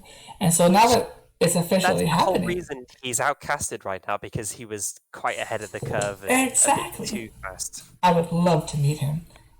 And I would love him to see Losahalan now. Actually, yeah, if you need allies and experts in this time, like he literally fits the bill to a T. Well, I will most definitely send for him. We should quickly gather the Unro so these two can't hurt themselves anymore. Send them on their way back, and then we need to go back to Draconia soon. Well, we're gonna go to Draconia first, and we'll come back. We're gonna go to Draconia, go back to Losahalan, and then come back to this place. That's gonna be quite a while. I feel like. Well, how about this? I trust You come back with me to to Draconia. We break the news to everybody, get everything ready. And then I'll bring everyone over to Los Halen, and while I'm doing that, you can go stop off at Mount Fruel and do your thing. Okay. Well, sounds like an excellent plan. Well, there's a reason why you're princess. Lead the way. Excellent. It was really nice meeting you guys. Yeah, you too. What was your name again? Oh, I'm Esmeralda Luckett. I'm the Princess of Draconia. And they're like, wow, a princess? What? That's crazy. We never met a princess before. And she's like, oh, thank you. I'm just now starting to come out of my little shell, and I'm making executive decisions, and I feel really good about it. Bergelmir's just gonna give a thumbs up.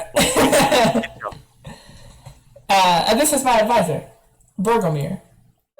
And they're going to be like, oh yeah, Bergelmir. Well, we know him already, but not by Bergelmir. That's a weird name.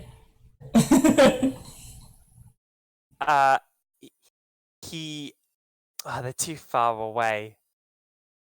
Do you know what? Even though it probably won't reach them, he's going to mouth it's my fancy name. But I don't know. Bergelmir does that, realizes, wait, they probably can't even get the message from this distance. Oh no, it's all kind of crumbling around him. I mean, his world is leaving. He's just gonna go, just before it can get any worse. Turn into a dragon, fly back to Draconia. Come on, we need to get going. Okay, so his mother transforms back into a dragon and heads back to Draconia. With that being said, you guys land, and Draconde is outside and looks furious. Okay. Before you flame me across the eternal flame, we have some really good news. And what news, per se, do you have, Advisor Bergelmir? I really can't. Esmeralda, this is your victory. Do you... I feel like it's you? Esmeralda looks kind of intimidated. She's not really wanting to say very much. Well, Esmeralda, in a very mature and royal, who really did handle herself well, has just managed to convince King Esna of Losselhalen to begin reintegration with Draconia, and both our tribe and their city will open the doors once again to each other and head towards a brighter future together. And he's gonna because of the height difference. Yeah, it's kind of it's more of an affectionate head pat, and really the credit all goes to Esmeralda. You should have seen that. I think you actually would have been proud, Dragon, of how she handled herself. You have no clue what you are talking about. Do you not understand that one thing that I want more than anything is to live in Los Halen? But do you know why I am so opposed to that idea? Why? I'll bite. Because of a group called the Fell. I know you know the Fell. You know of history. The ones that followed after the Darkened One.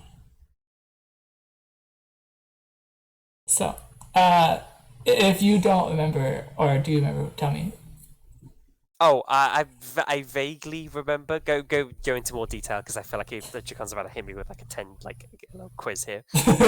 So you're gonna remember, because you studied these kind of things, the story where Viho had to fight his sister, the little girl that killed Vanya, which was Tana 2.0, like the little Tana. Yeah. She made the death rune and reigned terror on Malris. But she was defeated by Viho, and instead of being killed, she was imprisoned. There were a lot of people who were under her rule, and everyone submitted under her. She ruled all of Malris at one point. And once she was defeated, there was still a small faction of elves that still took up her cause and continued, and they became called the Fell. because they are seen as fallen elves. Right, okay, I remembered everything about the fallen elves. I just forgot the connection between that and Tanya too. Okay.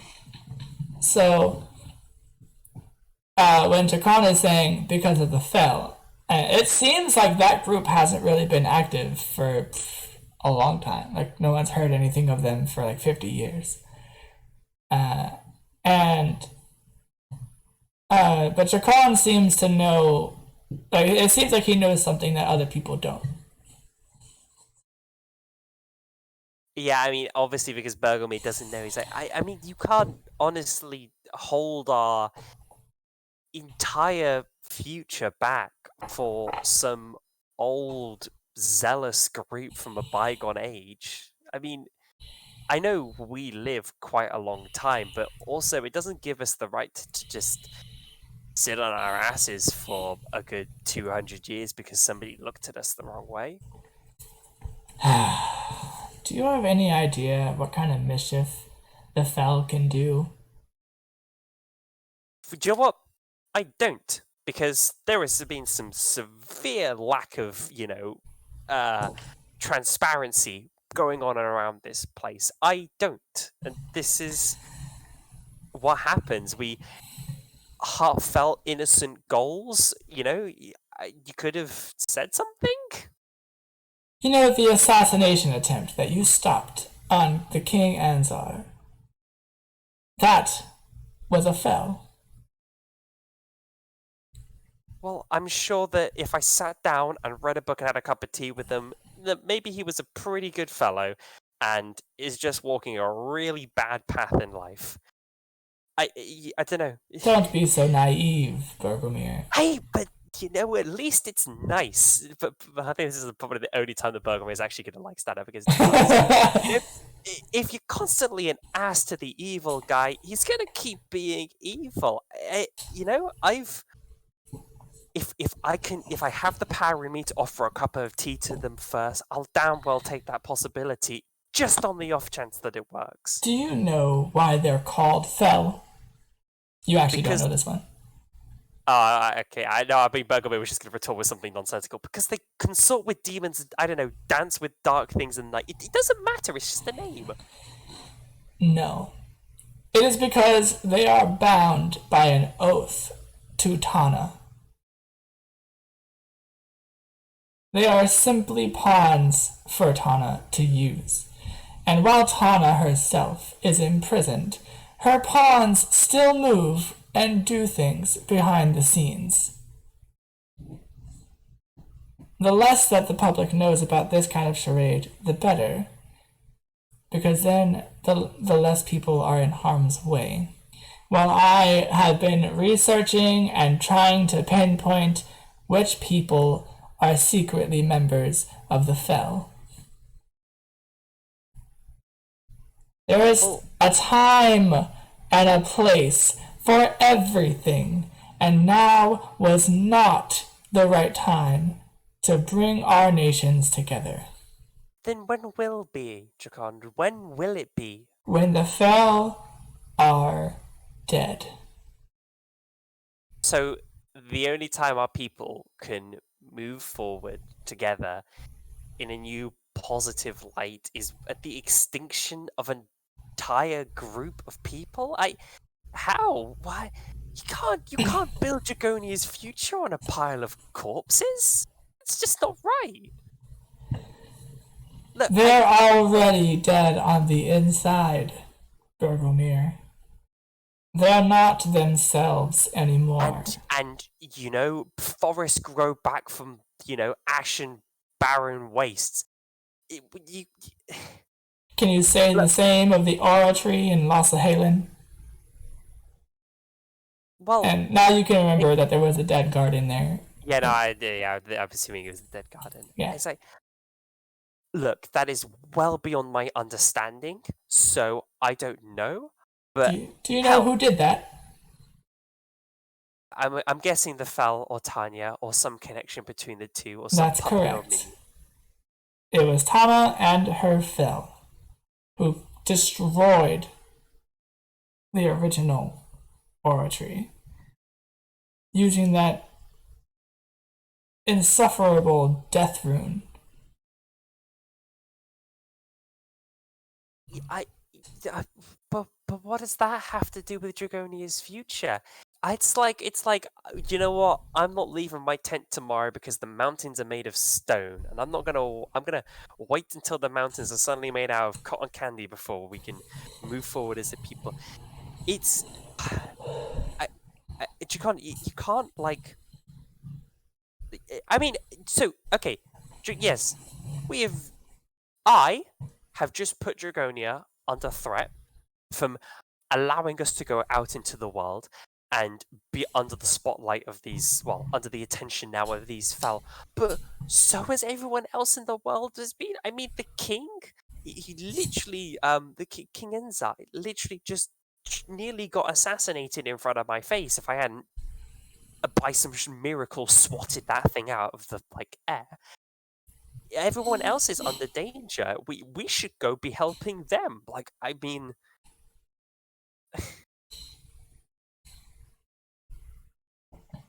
Listen here and listen well.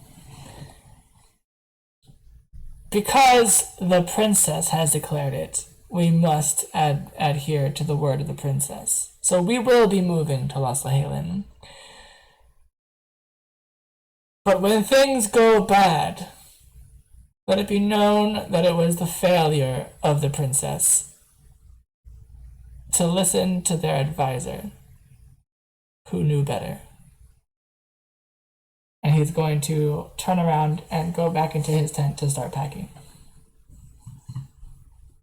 Esmeralda is going to be pretty upset. She's you can tell she's second guessing her decisions. She's really Jacon's words are kind of hurting her because she doesn't want to go down in history as somebody who did the wrong thing. Yeah, Bergelmir is quite bundled up and angry, and he's so insufferably close-minded. I am sometimes. Now you can see why Esmeralda is super upset with him all the time. But yeah, she's gonna look at you. Yeah. He's gonna squat down and get to eye level with Esmeralda. He'd be like, look, I know what Jacon said back there was quite nasty. And honestly, as an advisor, that was well over the line. But just remember as princess, there will come a lot of hard decisions. And you won't always make the right ones. But know that you'll really hard to say. You'll always have the heart of the people to. No, okay, I've got it. You've got to think that, when you go around, Draconia, you're always greeted with smiles and love and care, and it doesn't matter if you don't make the decision 100% all the time. That's what you've got to try for. We're here to help, pull the rest of the weight for you and help make sure that you're going to go down as the greatest and most glorious Draconian princess ever in all of history. And I don't care what kind of crap, sorry, excuse my rudeness, Jacon was talking there, but even beyond the mistakes, you will have so many people that will see you for all the creativity and smarts and just sheer joy you bring to people. So just remember that, there will always be an old fart and a naysayer, but there will be 100 people congratulating you on everything that you've done right. So, Esmeralda, I think you've done something amazing today, and I hope you keep doing more amazing things in the future. She's under the breath and she's like, thanks. I needed to hear that. Well, I'm going to. I'm not quite sure how word got here so fast. It's kind of bizarre, but. Yeah, I was about to call him out on that, but then I got a bit too caught up in him being very sad about it all. I wonder how come Jakon never told me about the fell.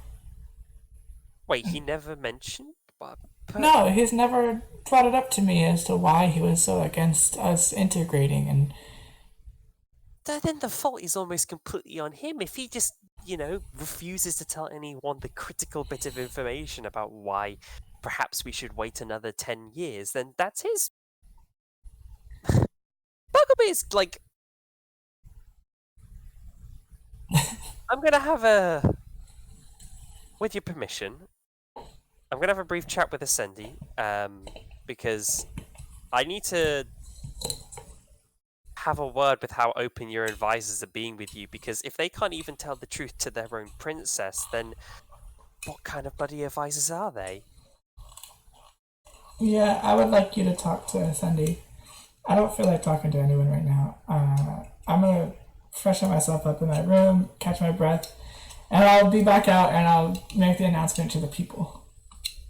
Yeah, you do that. I mean, you did just, meet a king, have a party, dodge an assassination, and save some people from a giant rule dragon. So I think, you definitely deserved a quick drink break. Catch you on the flip side. And he's going to go rush off towards Ascendi. And she's gonna go into her tent. So when you go to Ascendi's tent, before you even say anything or do anything, she goes, "Come in." Bergelmir is going to go straight in, and he's to be. I'm going to hit you with a barrage of questions, though I assume you've already, you already know that's coming. Of course, go ahead. Well, my first one is how did word get here so fast? I actually don't know that one. Huh. I heard it from Jakon first. Would imply. He shakes his mind. Never mind. That's not the most important thing. So, on a bit of a strange subject, the fowl. Have you and Jakon been talking about it recently? Has Jakon mentioned anything about it? Not to me. Nothing at all. Not at all. Well, the only thing that I know about the fell are the things of the stories. Okay. Right. Right now, I think Esmeralda very much needs a kind and caring hand like your own. And even though she said she didn't want any attention, I think she needs someone a bit finer with words than a clumsy person like me. Could you go see her? I think she'll bounce back and be just fine. Well, if I know her right. I know too, but it's like, it just, people say they want to be left alone sometimes, but really it's just because, they kind of don't. No, I shouldn't be imposing my own beliefs. I trust this mountain will bounce back. There we go. I have some faith in her. Yeah, no. Oh, God, that's the thing she needs most definitely right now. Yeah, you're right. I have some faith in her. I need to go have a talk with Jacond. This is interesting. Sorry for the disturbance. Just whilst I quickly remember, the present that I got for Chippy actually turned out to be not as expensive as I thought. The shopkeeper really aggressively tried to haggle me there. Like, quite sad how racist he was. Yeah, I figured they would do that, so that's why I gave you extra. Well, I am very grateful of your foresight. Here, take the rest of the money back, and he's going to give her what did I pay 40, so he's going to give her 60 back. She's like, no, you keep the change. I don't need it. 60 whole gold pieces. I mean, I would try to refute, but I've learnt my lesson by now that I can't with you, so bid you adieu. He's going to head towards Jacob's tent. Okay. And he's going to give it a little, rap. He's going to hit the tent, claps a couple of times and go, hey, it's Bergelmir. There's no answer. Jacond, you in there? You doing some angry packing? Roll insight, or not, roll perception.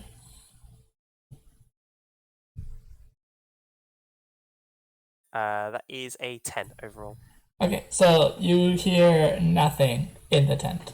Like it's not that there's something there and you don't hear it. It's that you just genuinely hear nothing in the tent.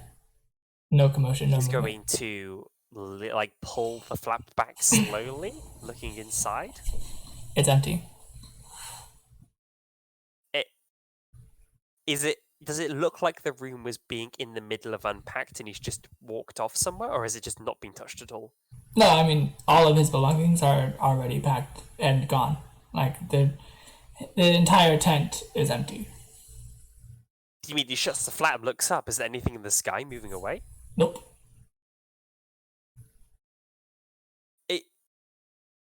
I mean, Ascendi is right there.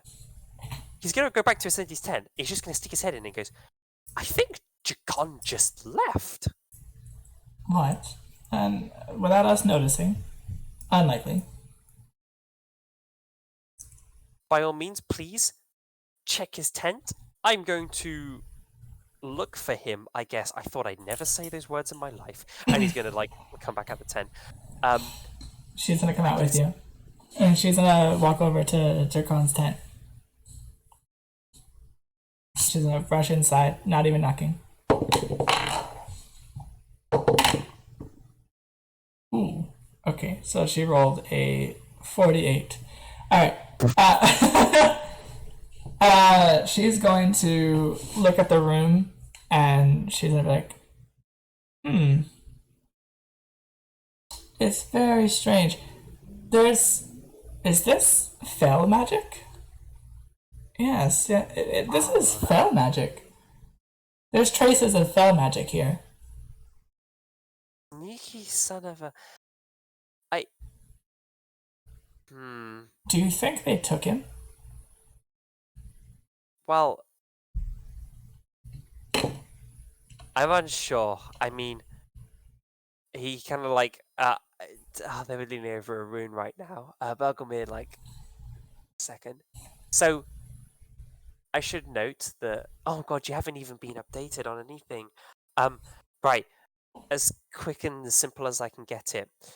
Ismelda, on a very wanderlust decision, decided that we would head straight over to Los Sahilin right now and declare that we are going to unite the two tribes together. Tribe and the city together. And the king, an assassination attempt was made on the king by some, I believe, fell assassin right now, as the pieces are starting to fall in place. I can't guarantee it. Then I immediately return with Jakond knowing that everything we've done and giving me a very, he kind of air quotes, grave warning about the fell. Highly likely that they could have taken him right there, but why Jakond of all people? Well, he does seem to know a lot more about the fel than we did. True, closing off loose ends. That makes me incredibly worried that they somehow can hear just a casual conversation. Bergelmir, slowly looks back towards the fire in the center that's meant to be shrouding them. Can you tell if the fire is compromised? Yes, I can tell. It is not. The fire was lit by Leckham. And there's he turns back towards her. You're positive there's no way somebody could slip in? Yeah, I'm sure. Okay, putting my faith in you, that only leaves the solution that either Jakond is working with the Fel, or this has been a very classic kind of thing where, in spending so much time researching something, he's dabbled in a bit of it himself and has just done something strange. I have no clue how fel magic works. I don't know if he's teleported himself or he's right behind me, invisible right now. Bergelmir just points to an empty space. That's a scary thought. But there's another option. There's an option that perhaps that there's a different person within our camp that is a traitor and has let the fel in. Oh god, this is the last thing Ismelda needs. We don't... Why can't we just have a nice peaceful union with another? Okay. But I can assure you, I don't see anything of the sort in any of our people. The only person that I've ever had difficulty reading was Jacond. The fool has got himself tangled up in all this nonsense, and he like gestures angrily towards where, like Cindy was talking about the fell magic. Okay. I know you believe very strongly in your abilities, Cindy, but I can't help but worry slightly that, if like you mentioned a traitor or someone in amongst them it's working for the Fel, I can't help but believe that they would have taken the precautions to hide specifically from you because of how powerful your way of seeing through people is. So he looks like back out of the tent and looks back in again. I'm not sure. Can we even consider any of our people like? Hell, this might just even be a foul ruse to just cause some noise so then we start turning in on ourselves. I think we have. Right now, we need to focus on slightly more important things. Esmeralda is about to give a speech. We need to prepare Dragonia for moving back to Lost Hiding. I've got already errands set for by Esmeralda that I need to attend to as well. Then by all means, go ahead and take care of your business, and I will take care of Dragonia. Thank you. It puts me at quite a bit of ease knowing that you're quartermastering the princess. Run along now. Oh my god, no, Bergelmir, don't consider this. No, he would. He just as he's leaving, he just turns to her and he's just like, the fell magic. You recognized it because I recognized it because of artifacts that I've seen in the past. okay. Sorry, just curious. Apologies.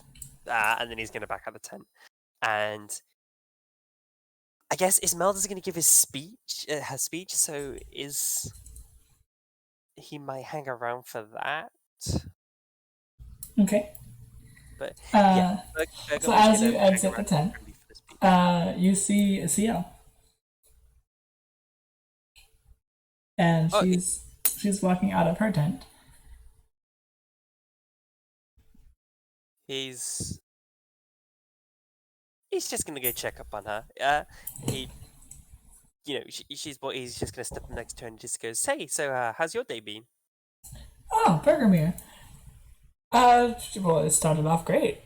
She's gonna smile, and she's gonna be like, "Well, what's going on? I heard that there's gonna be like a gathering, and Ismelda was gonna say something." Well, I think this is going to be the start of a great many grand decisions for the future of our people.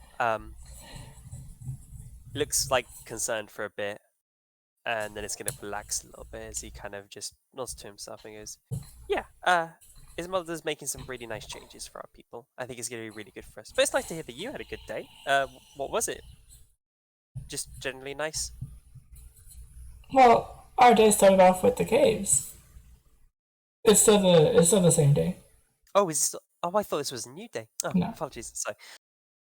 Oh, okay. It's probably close to like 8 p.m. Oh my god, this really has been an adventure-fueled day. Holy bajoli. My throat is killing me. I just gotta go get some water. I'll be back in a second. Okay, go ahead.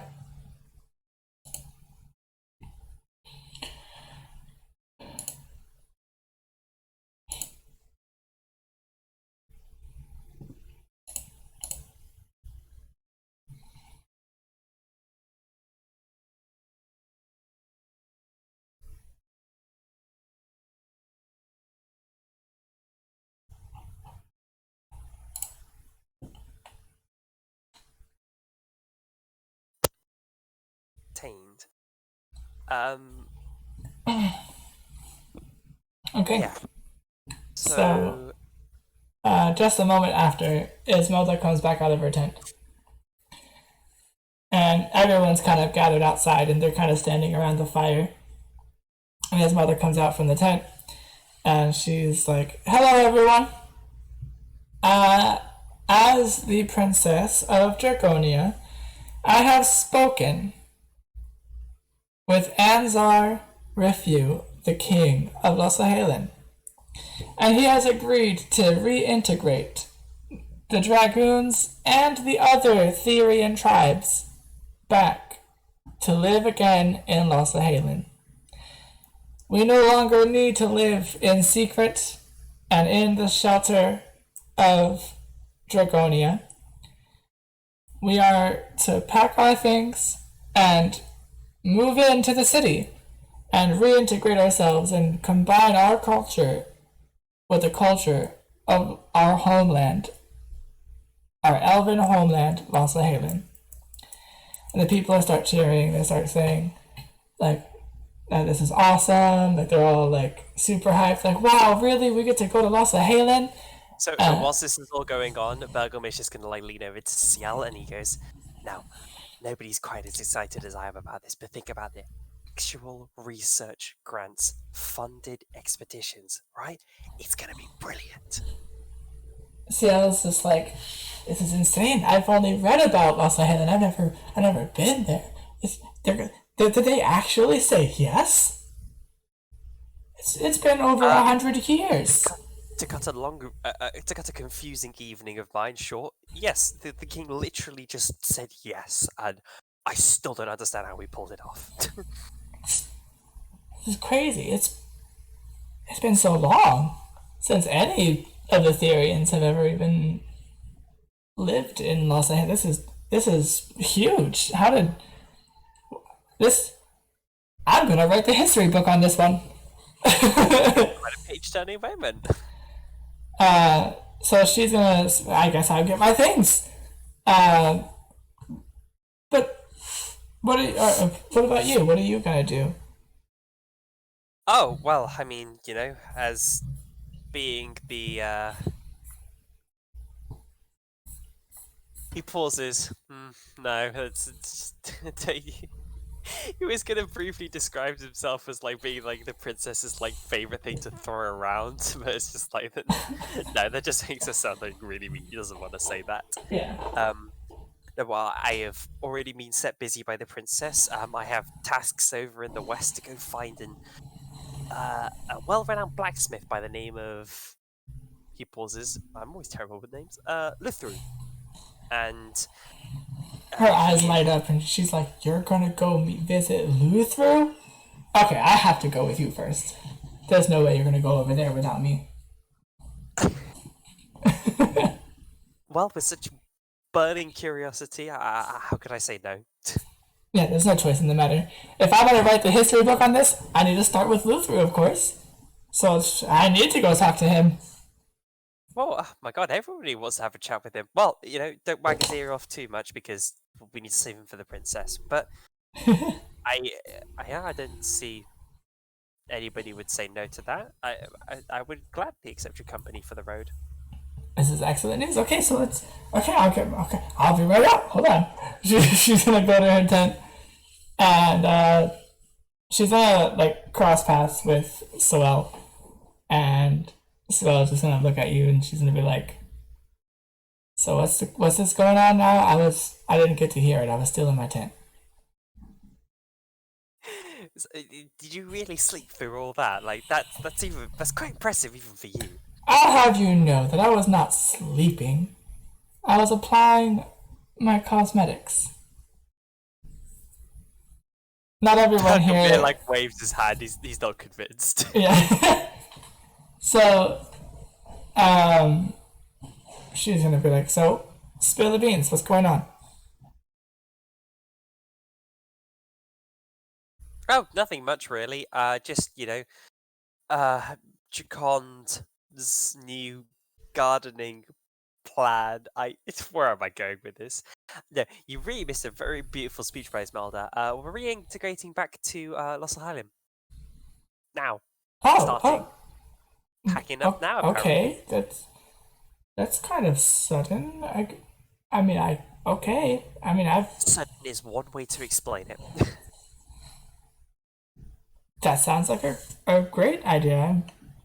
I'm kind of glad to go live in a city instead of in Dragonia. Don't get me wrong, I love Dragonia, but well, it's no think of city. it more as Dragonia is merging back in with its history.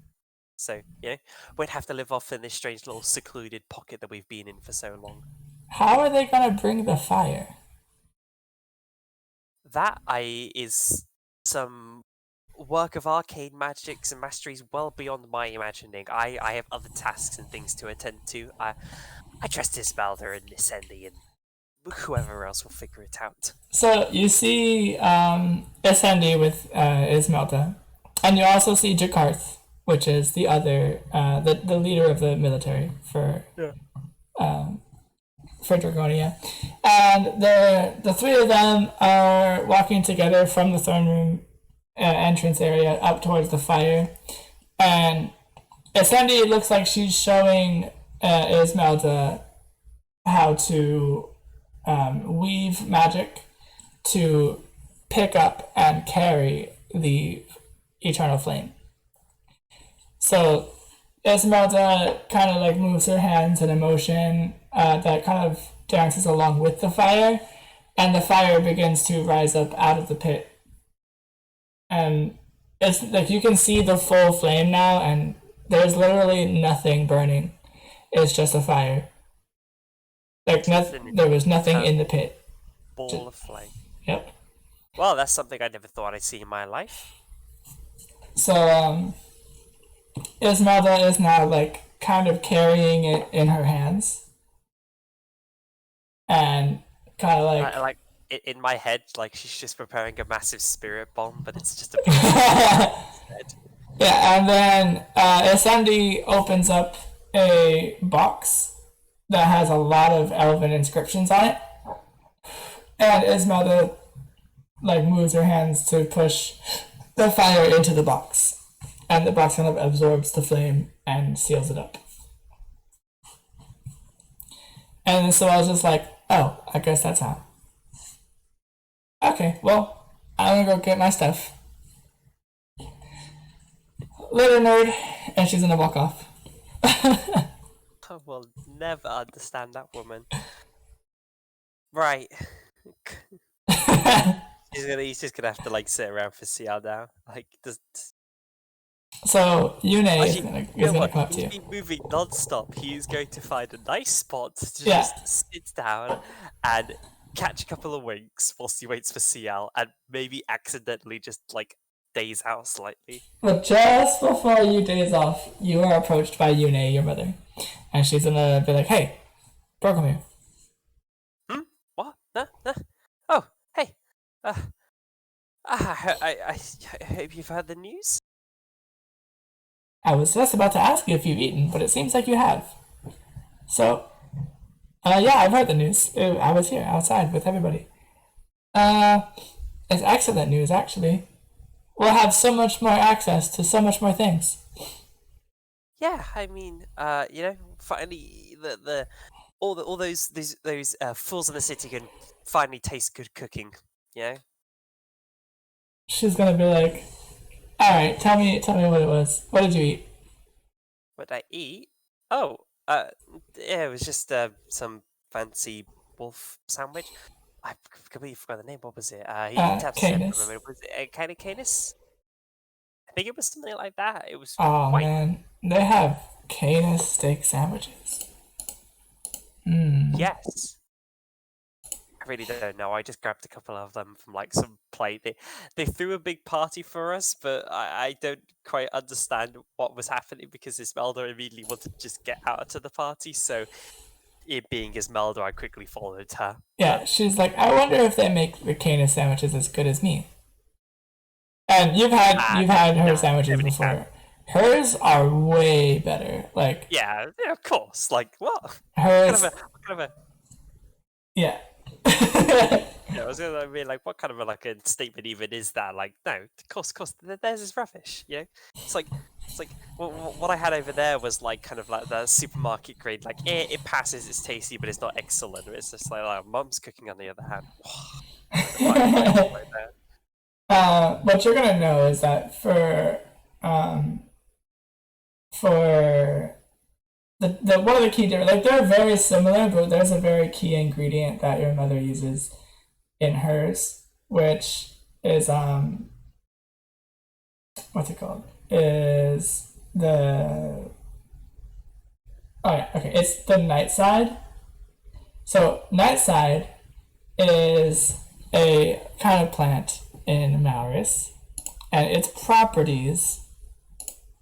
Let's see. It says the aromatics of nightside causes the of the flower. Because it's a flower. It causes the pupils to dilate, disrupting the sight and or causing hallucinations or both.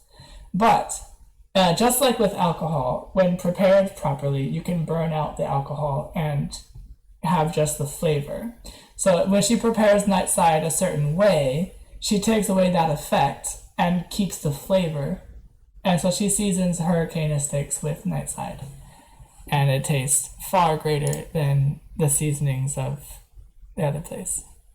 Yeah, of course. They used to like mass production in the city, not like the fine.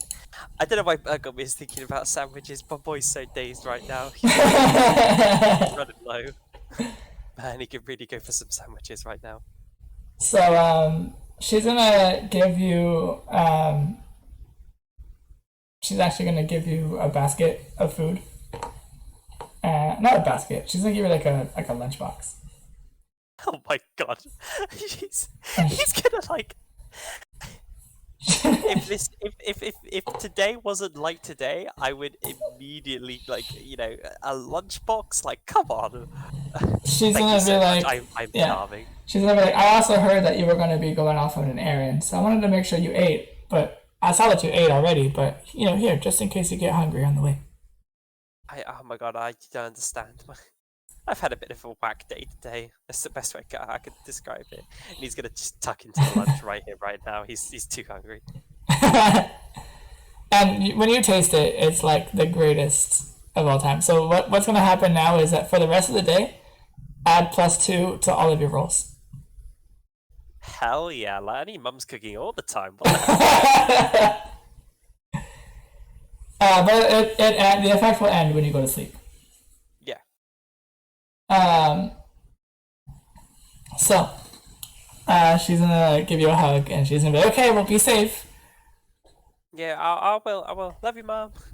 Love you too. See you later. I'll see you in Los Angeles. Yeah, that's an interesting but nice thing. Hearing that. I will see you in Los Angeles. Yeah. And then he's gonna go back to munching on the lunchbox and just contemplating existence. She's gonna go to the tavern to start closing things down, checking everything up. Everyone in the town is just kind of bustling about, taking down their tents and all kinds of stuff. So, one thing, by the way, that you'll notice is that the tents themselves are made out of wool. So, if you were curious about like what material the tents were made of, it's the wool from the wool dragons. Ah, okay. Oh, that's cool. Yeah. For a moment, yeah, I was like, when you first said it, I was just like, what? Just wool? Oh, wool. Okay.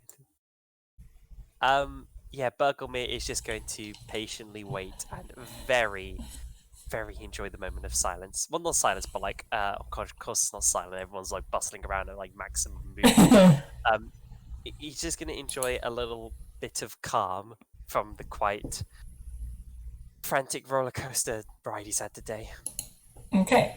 So, some time passes and you are about ready to get back to Mount Rule because, the Serena and Lynn are actually waiting for you. Oh god, he's just like, oh Oh no, they're still in the boat. Oh, he's gonna quickly go find CL and just quickly. I've got one last thing I've got to get out of the way today, and then you and me can focus on tracking down that Luthru and the Well, whole vegetable I'll thing. just go with you and help you out then. Let's go. Oh, really? Well, by all means. I mean, I hope you're ready for a flight to Mount Brule. That sounds fun. I would like to pet a rule dragon while I'm there. Maybe two. Okay, off we go then. So Yeah. you guys take up to the skies and fly over to Mount Rule. You settle down back on the boat, and Ciel's like, well, before you like sit, as you're descending towards the boat, Ciel's just like, what's this? Why is there a boat here? Oh, so you just need the short.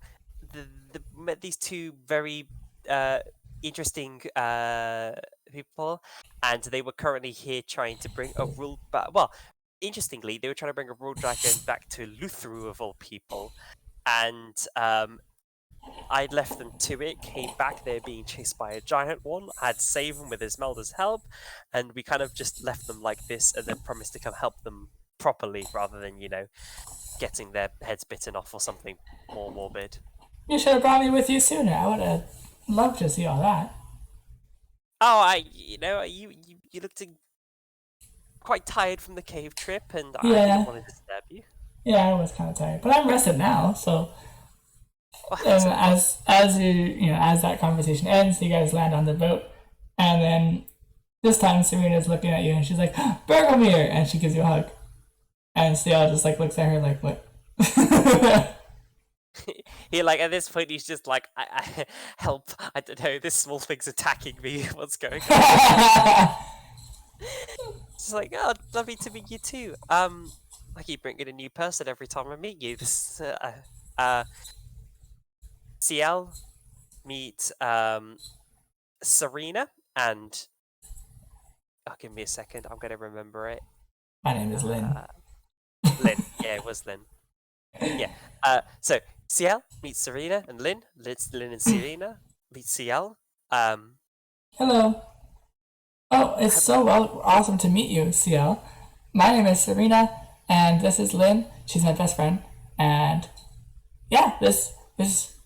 Is she coming to help too, or like? Bergelmir turns to CL and is like, "Are you?" Yeah, of course. That's what I came here for.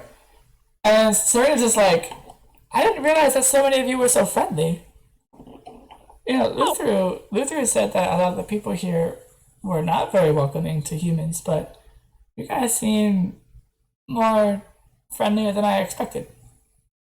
Well, I don't kind of generalize a group of people. You'll always get some grumpy ones. I mean, we have more than enough grumpy people in back home. I think you just, lucky that you're getting all the bright and breast ones, and he does a little nod towards CL.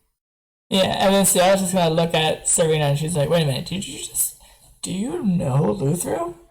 And then Serena's like, "Yeah, of course, he's a blacksmith in my hometown." Oh, there's no way.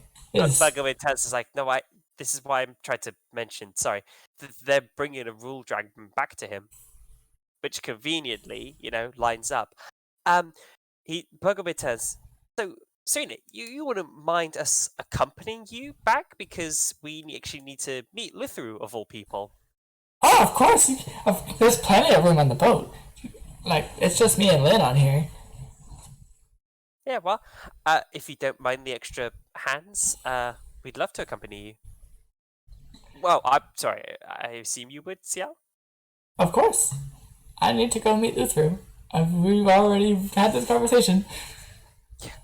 No, I'm just making sure. He's going to turn back and...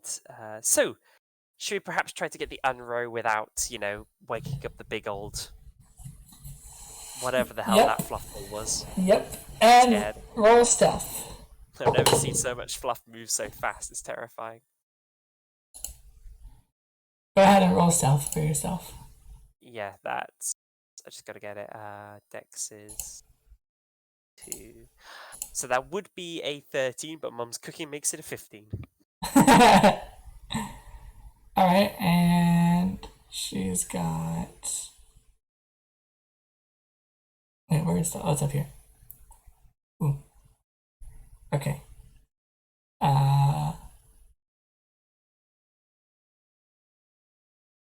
And then Lindau and Serena. Okay, everyone's good enough. As a combined effort, you guys do manage to be quiet enough not to attract the attention of a roaring dragon. A giant angry furball that can fly. You do see a rule dragon, an adolescent one, just kind of roaming about, grazing on some of the unrow vines.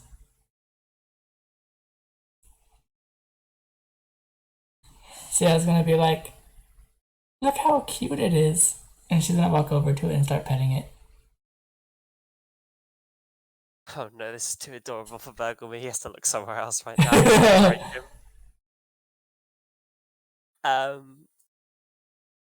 So he's...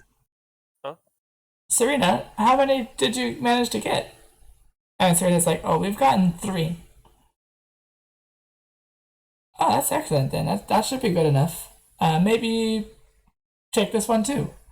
I'd rather... I know statistically speaking, for them to mate and have offspring, it's better to have more than 3. Yeah, but I'm kind of low on mana and I don't really have the ability to tame right now. I was planning on maybe making multiple trips. Oh, okay, I see. That makes sense. Well, Bergelmir just is like, he's hanging back from this. This is... Animals are, an interesting thing. He's kind of like... He's just sort of looking... He's got an eye at the sky. He's worried the giant...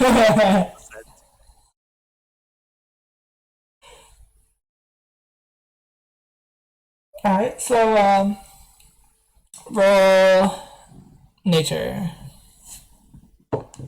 Kidoki. That is a dirty 20. Okay. 24. 38. Okay, so... Alright, so it's about... I'll round it up to 100. You guys have managed to gather a total of about 100 of the unrow vine. Which is good enough. Like, that's a lot. Because roll dragons, they actually don't weigh that much in their early stages, so they don't have to eat a lot. Yeah, I was gonna say, is one of those things where it's like every time you see a fluffy creature, by the time you actually take all the fluff back, they're actually really skinny underneath. Yeah, they only need to eat once a day, just like a dog. Oh wow! Until they get bigger. When they get bigger, giant fucking dragon doggies. Yeah, it's even more adorable. Serena's like, well, this looks like it'd be enough. Let's head back to the boat. We can take off right now. Oh, ready to set sail? Yeah. Well, off we go then. Because, Ciel obviously finds them, is very affectionate towards them. Bergelmir is just gonna, try and, pet one and give it a bit of affection. Also, because, it's also fluffy, he really wants to pet it. Yeah, he definitely lets it. The royal dragons are really friendly, so they like the attention. They like being pet.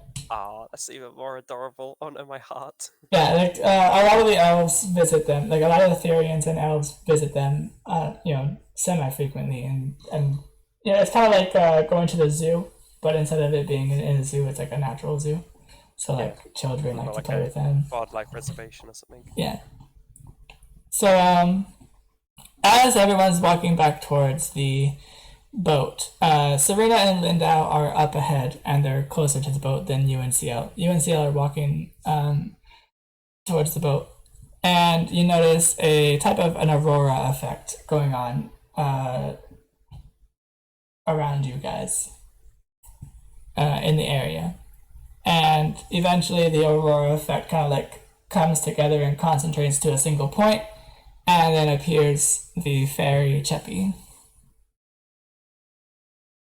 You certainly have a way of making your way around the world. Lovely to meet you again. Yes, hello Bergelmir, and hello CL. It's very wonderful to meet the two of you again. I have your gifts at the ready, as I stated I would, before you depart. And Bergelmir's she's gonna like rapidly pack his pockets and be like, "Oh, thank God, it didn't slip out." And he's gonna take out the gift that he got her as well. so Just she's like- gonna hand you 3 perfectly spherical celestite stones, Okay.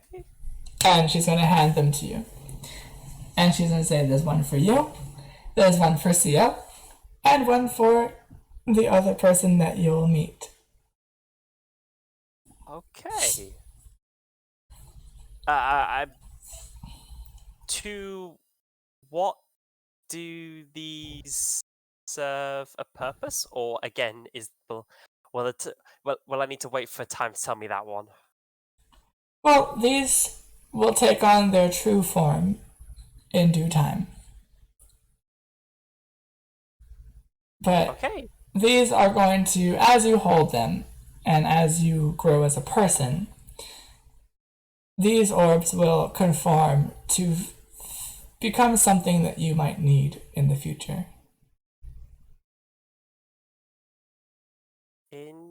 Interesting. Okay, so they'll reveal themselves in due time then. He's gonna like pop it away in the pocket. Obviously I can't let you just give away gifts so kindly without me at least attempting what I can do feebly in return. I apologize if it's not enough. And he's gonna hand a little like box with the Razorlight crystal necklace in to her. I hope you'll enjoy it. You actually got me a gift? This is... The last time that I received a gift, it was from a man named Sam, and he was a giant. That was a long time ago. Kind of curious what kind of gift the giant would give to a pixie. It's not quite the like waves his hands like trying to like compress something in his mind. It's So, like, just to be clear, I know you didn't intend it, but she is a fairy, not a pixie. sorry, fairy. Pixies, if you call a fairy a pixie, it's not a good thing. Oh, Yeah, it's okay, fairy. yeah. They're both fae. I feel like this should be the prep like Ascendi gave me when I was asking. Yeah. Like, I shouldn't say on lines I shouldn't cross. It's like, yes, just don't say pixie. Yeah, don't say pixie, because pixies are like mischievous and not nice. Okay. Um, Let's save me there. Fairy it is. So she's gonna open the box and she's gonna be like, "Oh, this is Sam right here. Actually, this is excellent. These are my friends. Look, it's Ciota and Theo and B and Alec and Vanya and Sam. Oh, look, there's me." And she's gonna point at herself on the necklace. Yeah. Well, I hope you'll enjoy it. Does it suit your taste? This is excellent. She's gonna like use magic to resize it, and it's gonna fit around her neck perfectly. I thought there was some resizing magic like that. Just like, how's it look? And she's immaculate. Like her body radiates colors. Like her body has an aurora effect produced off of it. She's just becoming some light creature, just like beams going everywhere. No, you look resplendent. It's really you make it really fit you. But well, I thank you. I was slightly worried that my gift would pale slightly in comparison to yours. But I'm glad that you like it.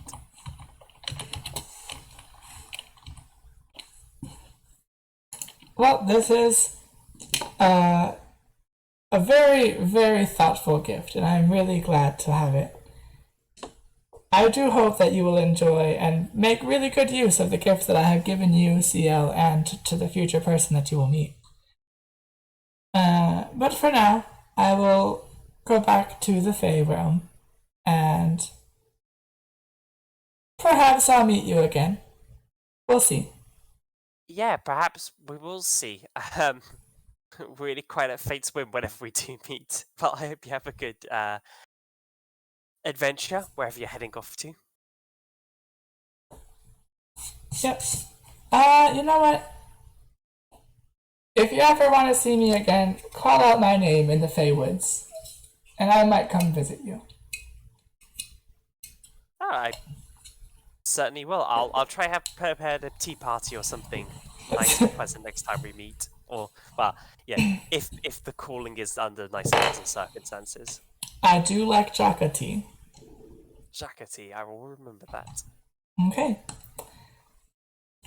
Have fun on your adventure, Bergelmir. And you too, Sia. Accompany him well. Because he will need your support.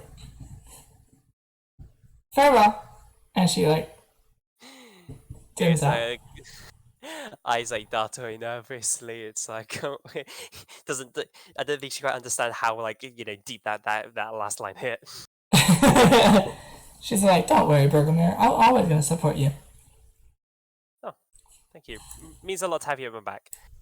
Right, we really should get this adorable little critter, and he's gonna hug. He's really warmed up to the royal dragon now. Gonna get this adorable critter on the boat. Oh, I don't think they were taking this one. Are we not? No, this one's just for the wild. But they're gonna come back for it. I was. Don't apart it. Look at these adorable eyes, and he's gonna grab its point his face towards Ciel and pouty face and be like, "Look at these adorable puppy eyes. How could you say no?" It could be kind of bad to take an untamed royal dragon on a boat. Ah, okay. I sorry, I was just being a bit of a joke. He's really embarrassed. We should get to the boat. Yes, let's go. So you guys make it over to the boat. Serena's like, yeah, we got it, we did it, mission success. Dun da da da. And Lynn's just like, yay. Comes with her own little fanfare as well. She produces a tiny, tiny brass trumpet. She's going. Yep. And with that being said, you get a flashback to one of the visions that you had during the Fey Woods moment, and you remember the embarkment on a boat where boat on the ocean. Oh no! We are on a boat in the ocean. And with that being said, we will end this session here. Oh my god, this is one hell of a day. It was just like when CL said so what did you do today? I can't explain. Yep. I'm gonna end the recording.